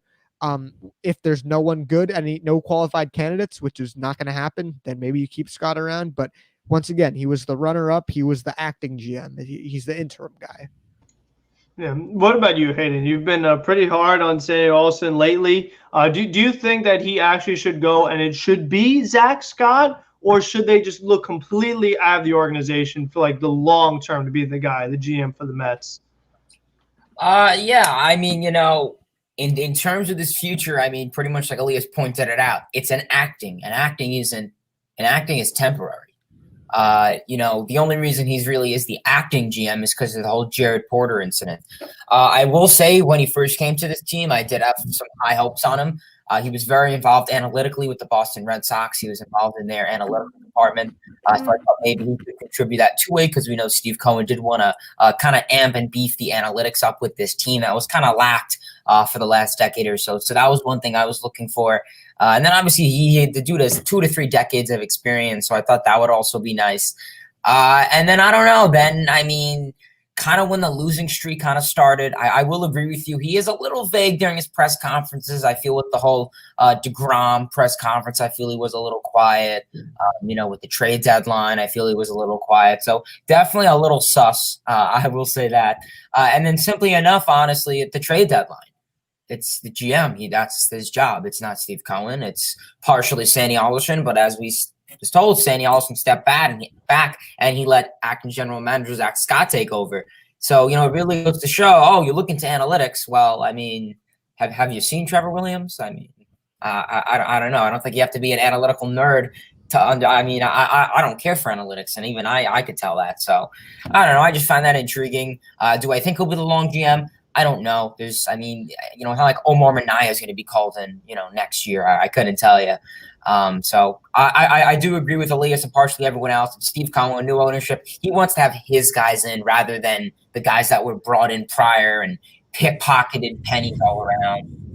So I do hope down the line, regardless of playoffs or no, I would like a new general manager in store and a new president of operations.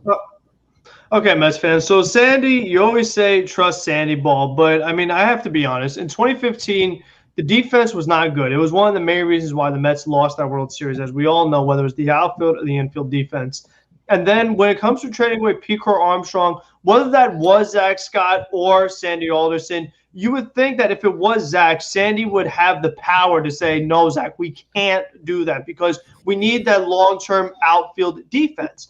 And if Francisco, and you make the trade for Javi Baez, who was a rental, and if you have the intention to signing him long-term, and if Baez tells you I'm only playing third base, that means you got yet another guy out of position. No, I'm saying, well, no, you're right. Or second base. So, I mean, yeah, right. Yeah. He plays second base, so that means you could put Jeff McNeil at third base just for the time being, and then you have to figure out what do I do with Beatty and Vientos and Mauricio when I already locked up 2 infielders. So as far as team building defensively and the philosophy of swinging for the fences, not really having an approach, should Sandy Alderson still be the guy, or do you go the analytic route, the metric route, and going with Zach Scott?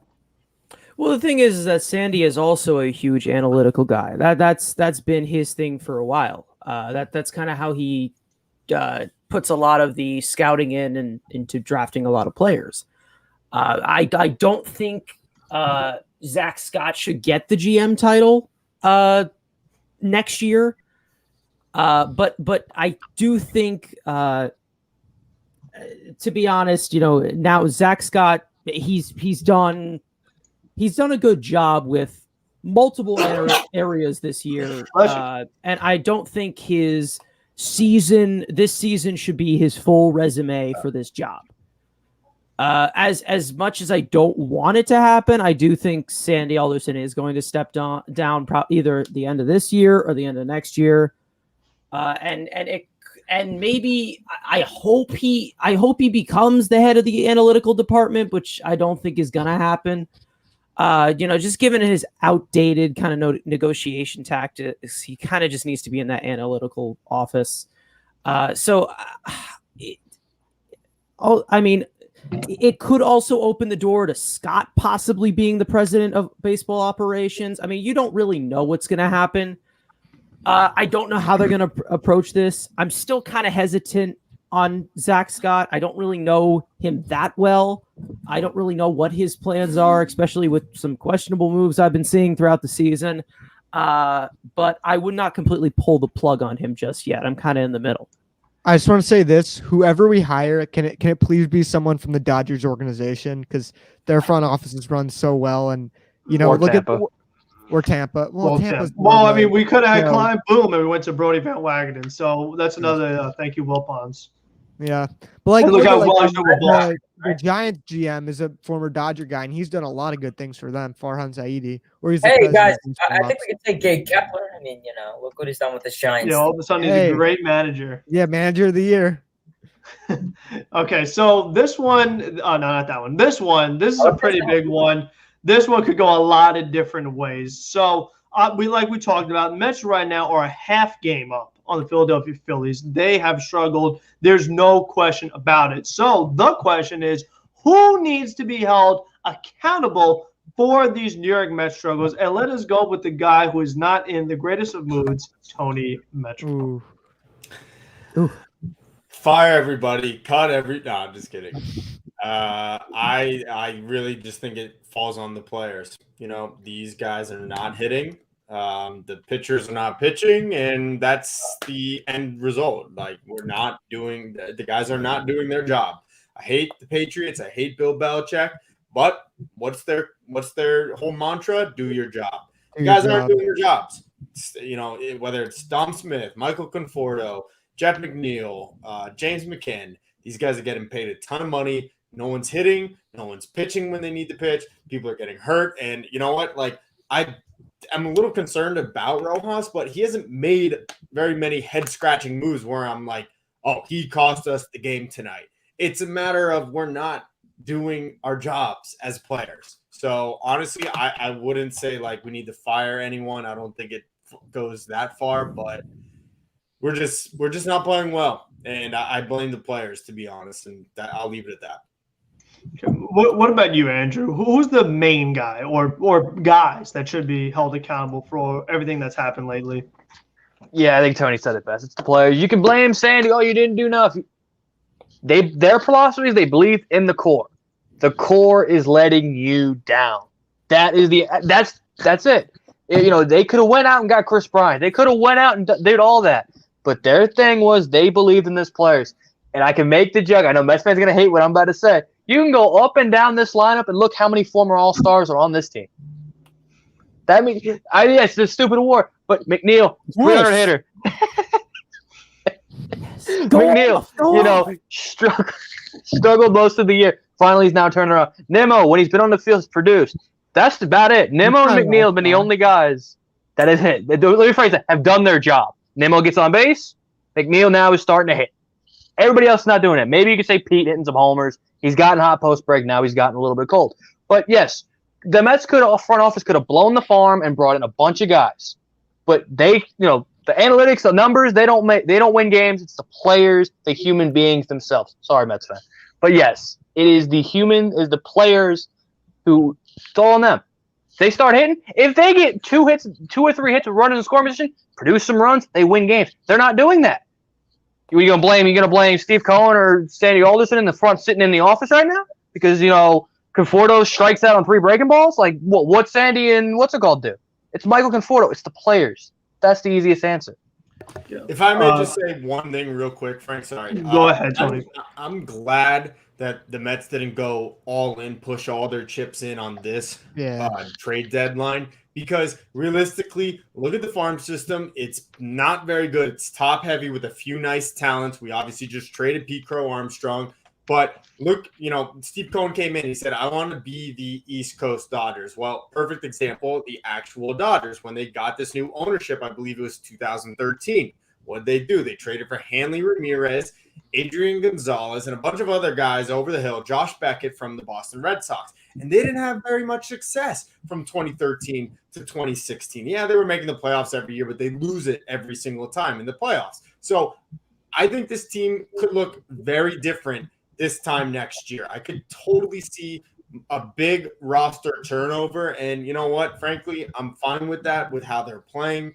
I think we have to all take a long-term approach and long-term outlook to this franchise. We're married to Steve Cohen, like it or not. I love it, obviously. I think everyone should. And it's hard to expect us to win the World Series in the first year when you just had a GM that traded everybody from the farm. So give it some time. Things will change. Right now, we're going through one of those classic Met ruts. So thank you, Andrew. All right. Very well said. What about you, Hayden? Who do you think is the main culprit of the Mets struggles? Well, I'm going to go on an interesting approach. I think it's a little bit of everyone. Obviously, the players definitely have the biggest partake, but I think the front office is also responsible, because who fired Chili Davis? Was that Pete Alonso that fired Chili Davis?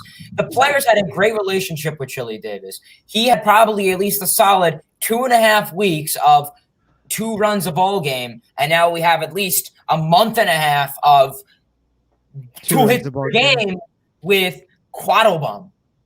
So who's responsible for that? Is that Michael Conforto or Jacob Degrom? No, it's the front office. The front office is responsible for that. Who else is the front office responsible for?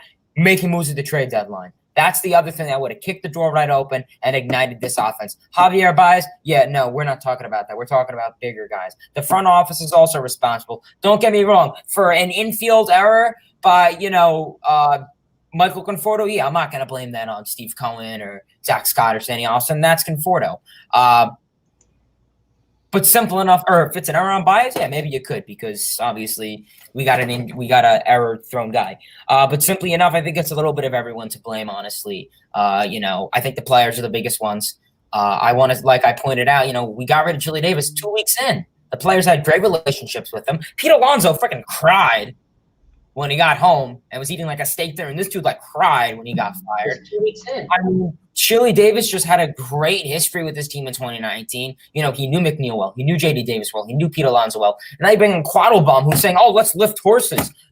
As Andrew said, go to the gym so you can hit the ball farther. Do some weights. Do some dumbbells. Do some bench press.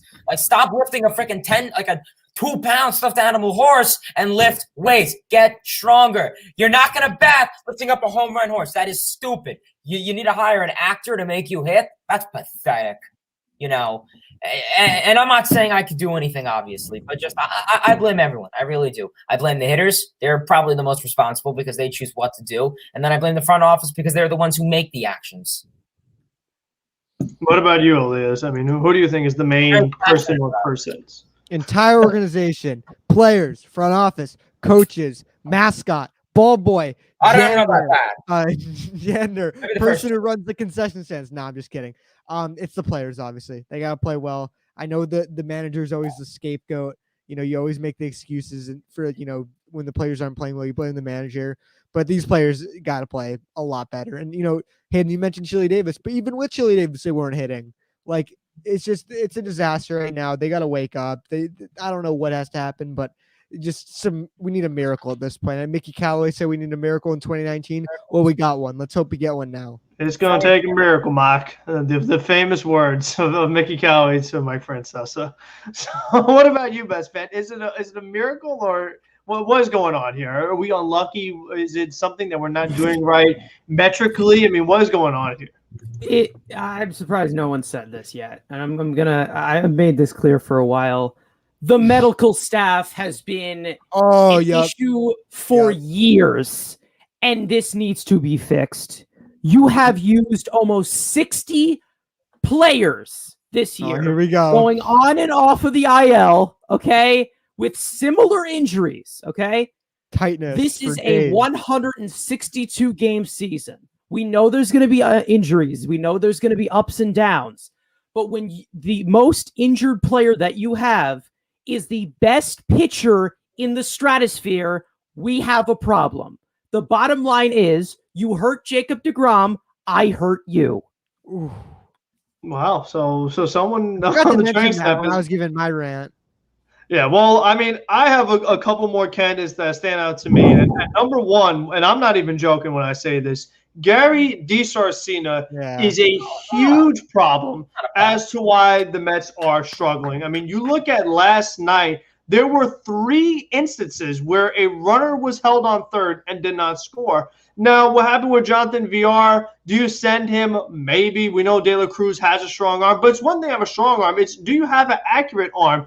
Is the relay guy going to catch it? And does your catcher catch the ball? Because we learned today that is not a guarantee when it comes to a relay play or a throw from the outfield. So you need a lot of things to go right in order to throw a guy out. And then you just think that your guys are going to get another hit with runners in scoring position. That is far from the truth because his team struggles so much to do that. And then when they do, you don't send them home. And then you guys talk about the hitters struggling and, can't blame Rojas. He's not in the batter's box. But you know what? Rojas, he is the guy in charge of this team when they're on the field. He could give some pointers. He could give some instructions. He can make some coaching decisions with his strategy. And that would be Javi Baez, James McCann. If you are in a 2-0 or 3-0 count, you are not, I repeat, you are not allowed to swing the bat.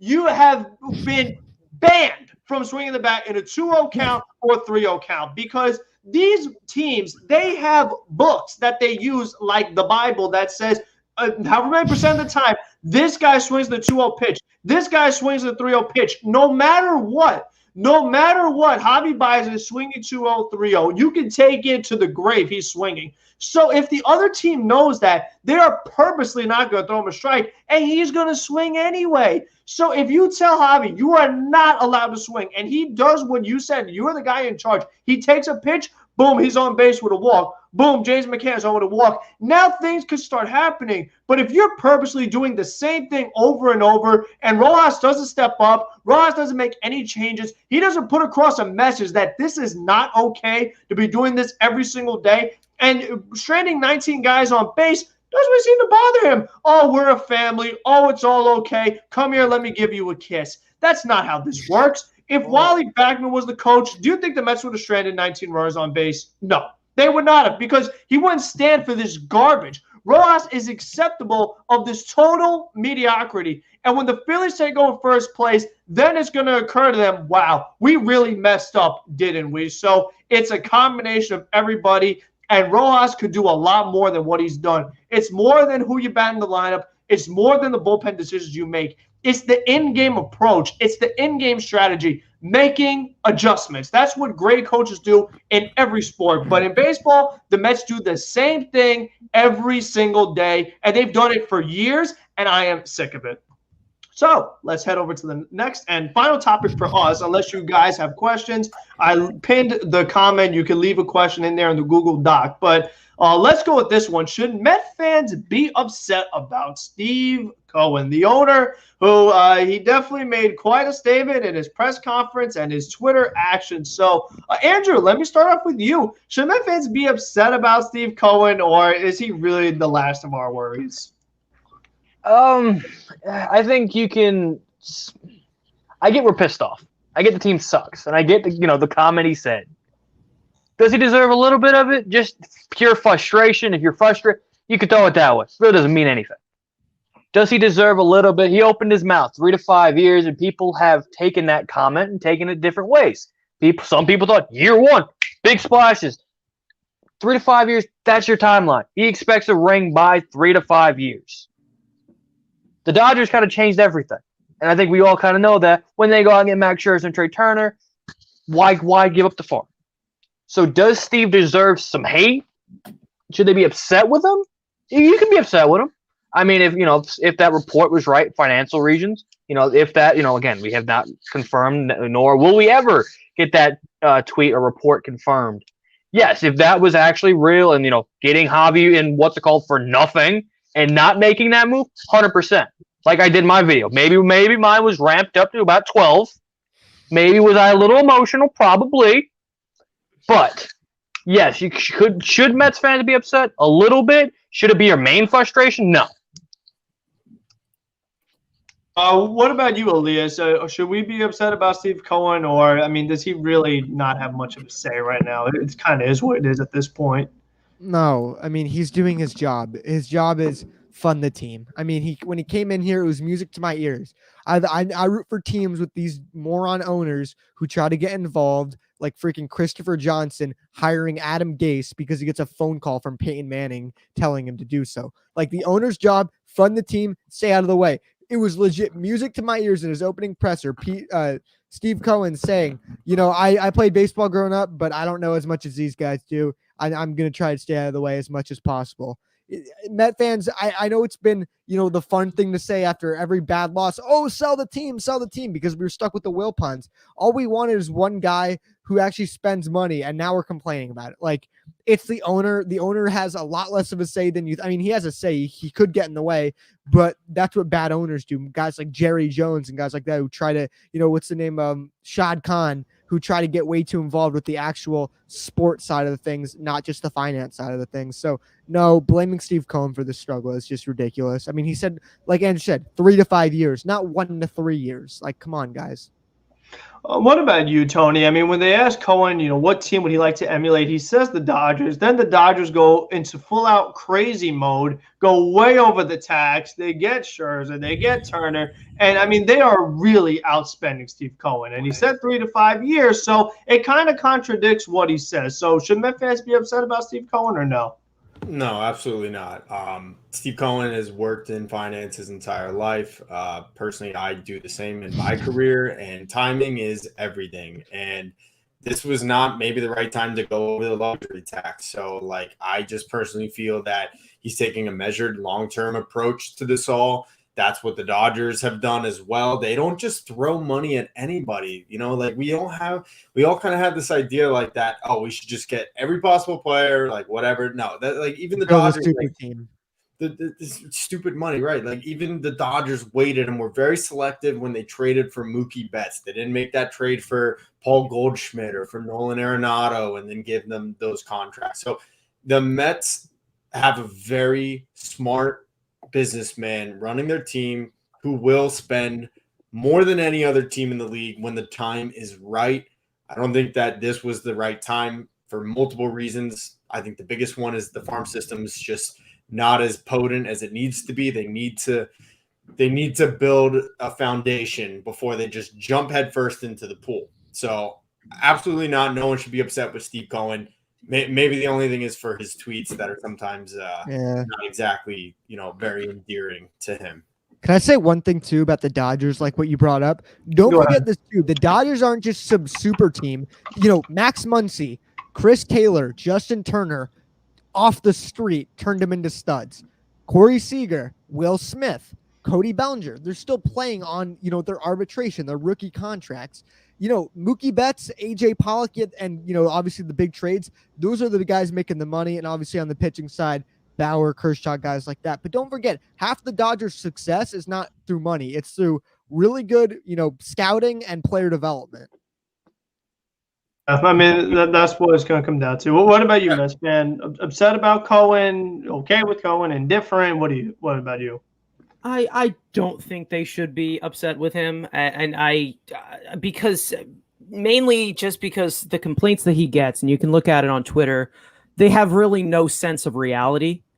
If you think that Cohen purchasing this team would automatically turn us into a World Series favorite because this guy shits out $100 bills, it makes no sense to me. I think, that this is why he gave this 3 to 5 year time frame, because he knows that if you want to emulate the Dodgers, this is not going to happen overnight. Now the Twitter stuff that he does, he's got to cut that out. you probably need to get off Twitter, Steve. I'm going to tell you right now. Listen, It I was- love it a good was fun at troll. We all first, know but me. yeah. I love a good troll. We all know me, but it's time to stop putting gasoline on the fire sometimes. That's Andy Martino's job. This season was supposed to be better than it was. I mean, that was common knowledge. But if you actually recap the whole season that we've had so far, there's not really much that this guy can control. You've had a lot of injuries. You've had a lot of shit go wrong that is kind of just out of his reach. I think it's just the impatience of, Will Ponzi-ness. That's basically what I'm seeing. Everyone has the right to be frustrated. I'm not going to say, okay, you can't feel like this because this isn't the Catholic Church. But I think it's whatever. People are going to say whatever the hell they're going to say. But the fact that he's out there on Twitter, it doesn't help. Definitely does not help.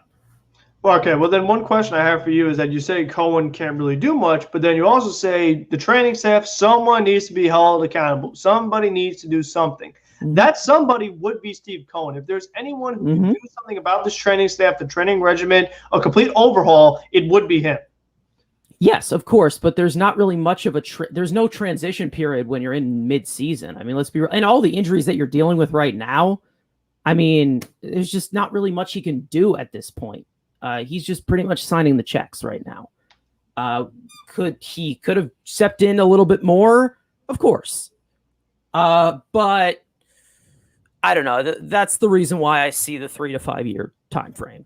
I'm not completely panicking. I obviously want to win now, but it is what it is. Okay.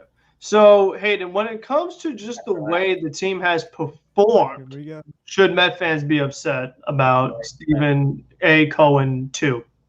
Everyone clip. Listen, so getting into Steve Cohen from a baseball perspective, and I'm going to keep my composure the best I can. Obviously when he came in, it definitely, from my sense, was a big upgrade from the Will Ponds. Obviously, when he came in this whole offseason, he said a lot of things, and as a political science major, I can confirm. People like to say things. They like to make you on their good side. They like to say, oh, I'm going to make the Mets awesome. We're going to be winners again. I've heard that a million times, trust me. Simply enough, I think he's a great person. I would go out to dinner with him. Simple as that. I find it very intriguing, though, that this 3 to 5 year timeline. So pretty much my mentality that I'm getting is years 1 and 2, we're going to say screw it, and we're just going to make a big push on the third one.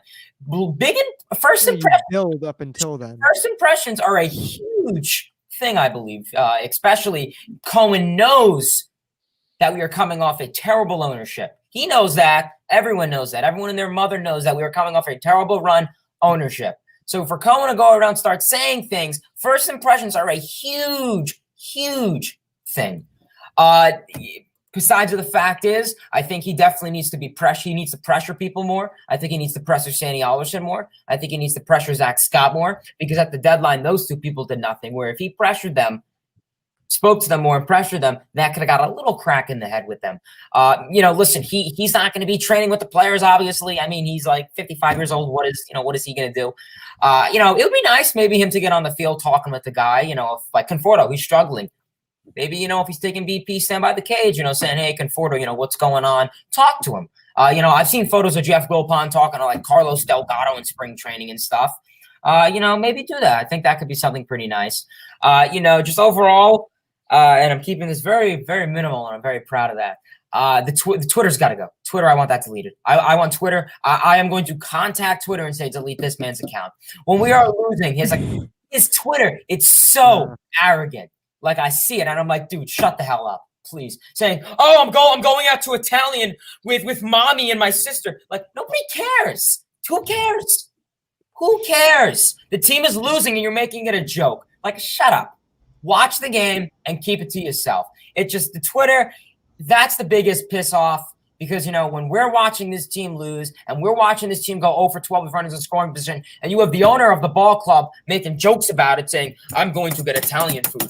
What are we doing? Someone update me. It's like, dude, what do you want us to say? 0 for 12 with runners in scoring position. 0 for 13 with runners in scoring position. What do you want me to do? So I know I'm very rough on Cohen at times, And I think a lot of people, you could blame whoever you want. You could blame your mailman for the Mets struggles, or you could blame Sandy Alderson for the Mets struggles. Point is, I think he could pressure the front staff more, and he could make adjustments to the front staff more. Maybe get involved a little with the players. Like I said, that's always explore all possibilities. In terms of the money and finances, I'm not terribly concerned. He does kind of get the final call to an extent. He signs the check, so theoretically he does. So is he technically responsible for McCann? To an extent. Obviously, guys like Realmuto would have been better. But, I wish Steve Cohen the best of luck for this team. And that's all I'll say. Best of luck, Mr. Cohen. Okay, so the last question we will do, this was a question from one of the viewers, is how do we think the Mets will do in this series against the Phillies? So the question I have is, will they win 1, 2? Will they get a sweep or get swept? So let me start off with Elias. What are your predictions for this Mets and Phillies series? Wait, did you call me? You Yes. lagged out a bit. Okay, yeah. This is the most important series of the year. This literally decides this season, because if the Phillies sweep us and they get up by 4 at the state of this team, we ain't coming back from that.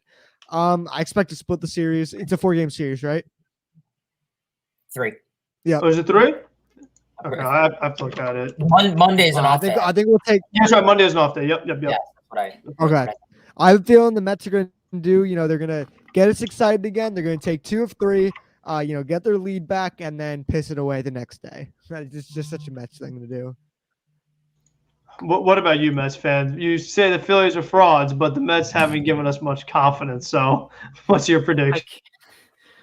I don't know what's going to happen, but I know I'm going to get hurt. So that's all I'm going to say. That's it. Okay, then. How about you, Hayden? What's your prediction? Listen, Citizens Bank Park is an interesting ballpark. Definitely a hitter's park, especially that right field wall, kind of like Yankee Stadium, the Yankee Stadium special, but the Citizens Bank Park special. Last time the Mets played there, they got some advantage of the architectural layout, especially with the Phillies and Edwin Diaz. We don't need to bring that up.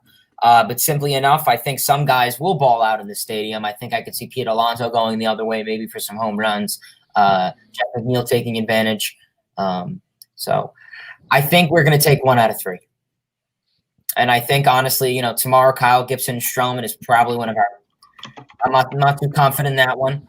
And then Saturdays, I think that's McGill versus Suarez. I think that'll be the one we win. And I think we're losing Sunday with Wheeler. So I think we're going to take Saturday's game and lose 1. I think we're going to go 1 and 2. What about you, Andrew? What was your prediction for this series against the Phillies? How many games will the Mets win over the weekend? Brooms are coming out. We're sweeping the Phillies. Ooh, how about that? A positive Andrew to really get it going. I like that. Well, all right. Listen, we own Philadelphia. Oh, Ian Kennedy's in the bullpen. Also, Hector Neris can blow it in the 8th, or JoJo Romero in the 7th. We won't even see Ian Kennedy. The Mets will sweep the Phillies. Okay. Alvarado, him and Dom can finally finish it off. Finish that, yeah. Now that they've let it happen, I think George is trying to avoid it. No, Javi Baez. I know you get the Hayden clip, but let's throw heads. Let's fight. Whoa! Yeah, get Hayden ready to brawl. If you ask me, let's go. Where's Rojas? Rojas. I could see the Mets just winning the 1 game. I don't feel good right now. The pitching matchups just don't look favorable, and they just haven't shown me much. Like, Citizens Bank Ballpark is a good hitter's ballpark. It's somewhere the Mets have done well, so that could go in their advantage. But just going up against Zach Wheeler, and I feel like not getting Kyle Gibson is going to come back to bite them. So I don't know. What Andrew? Well, if they keep track of just putting the ball in play and getting dinks and dunks, they're playing the worst defensive team in the league. So they just got to hit it to Didi, hit it to Bohm, hit it to Reese. We're going to produce runs. Yeah, it's Philadelphia. This isn't the Braves. The Braves put the fear of God in me. I don't fear the Phillies for nothing. That's if Bias doesn't strike out every time. You got to put the ball and play first in order for the Phillies to make some defensive mistakes. A hot JT Realmuto. I think we can get our offense going. Exactly. Yeah, I don't fear so- Philly. I don't fear Philly. This is your question: is what do we do now? Do we rush Degrom and Lindor or what? Okay, no. so all right, so then let's go around the board. Andrew, should we rush Degrom or Lindor back because we're losing ground and we really want to win the division? What do you think? Should we rush them back? Oh, I wish I can curse. No. Next question. Hayden, should we rush Degrom or Lindor back? Absolutely not. Jacob Degrom, we saw that he's kind of been, I don't want to say he was rushed back to his prior injuries, but I felt there were some parts of that. Absolutely no Degrom. Lindor, it is an oblique, which is serious. But I mean, he's also not throwing 102 miles per hour every pitch. If you use him rightfully so and bench him every often, use him as a pitch hitter in certain high leverage situations, maybe. But overall, I'm probably going to go no. I want these guys fully healthy. Elias. No, these are long-term building blocks. They're probably the two most important players on your team. Absolutely no. These are serious injuries. These are human beings. It's not MLB The Show or stuff like that might happen. Turn I don't know if injuries there's off. injuries. Yeah, you can just turn injuries off. This is real humans. Don't rush it. Oh, what about you, Mets fan? Should we just rush everybody back and save the season, or just kind of hope that they come back eventually and our guys could hang on? No, because with this training staff, I mean, they're coming back with one leg if you do that. So, no, not at all. Yeah, I mean, you really can't have much faith in this training staff. And Lindor has been taking some ground balls, but the problem is that he hurt himself swinging. So until Lindor is in the batting cage and actually on rehab games, it's still going to be quite a while before either one of those guys are back. And the fact that Jacob Degrom got shut down from even throwing, so he has to start throwing again. Hopefully that throwing goes well, and then he needs to do some rehab games. So even like if you try to rush them back, neither one of them are back this week or next week. So it's going to be quite a while. So, So like Cardinals. yeah, so you don't want to do that. How about this one? Are we going to get destroyed by San Fran and LA? Okay, we'll go around the board. Andrew, are we going to get destroyed by San Fran and LA? Yes or no? Because this team is shit against bad teams and great against good teams. So there you go. That is a weird trend that they have. I mean, they do bad against the Marlins, but they'll beat the Brewers or something. I mean, they're just such a weird team. What about you, Hayden? Will they do well against San Fran and LA? Yeah, I'm going to go with the same mentality of Andrew. Also, not to point out, in 2019, theoretically, we only won 2 out of 6 from the Dodgers, but Edwin Diaz blew 2. So with no Edwin Diaz, we would have won 4 out of 6 from the Dodgers. And that's a playoff team with over 100 wins. Watch it. So obviously, it is concerning. Dodgers and Giants just overall are much better than Mets from every single aspect: pitching, defense, offense, base running. Do I think it's as bad as it's going to be? No, but I think there's going to be some tough games in that. Yeah, I mean, the Dodgers do have a pretty different team than they did in 19, adding guys like Trey Turner. And I don't even think Mookie wasn't there either. Yeah. So, I mean, it's so much like with Edwin Diaz. What's up, Hayden? I mean, Bellinger's been chill. I mean, Mookie just had a good day yesterday, and that's really it. I mean, he's been swinging a hot bat a little bit. What about you, Elias? Are the Mets going to do good in those series against the Dodgers, Giants, or is that just going to be the final nail in the coffin? Elias. Yeah, sorry, it was lagging like crazy for me. Hopefully, I come in nice and clear. But I think we actually play San Fran pretty well. They don't have the greatest offense in the world, so if we can get our offense going and try to, it's gonna be some tough pitching to go against. That's gonna be tough. Dodgers, they're probably gonna beat us, but it'd be pretty comical who could be the worst manager because I think both managers are pretty awful. With Rojas and Roberts. And Roberts, yeah.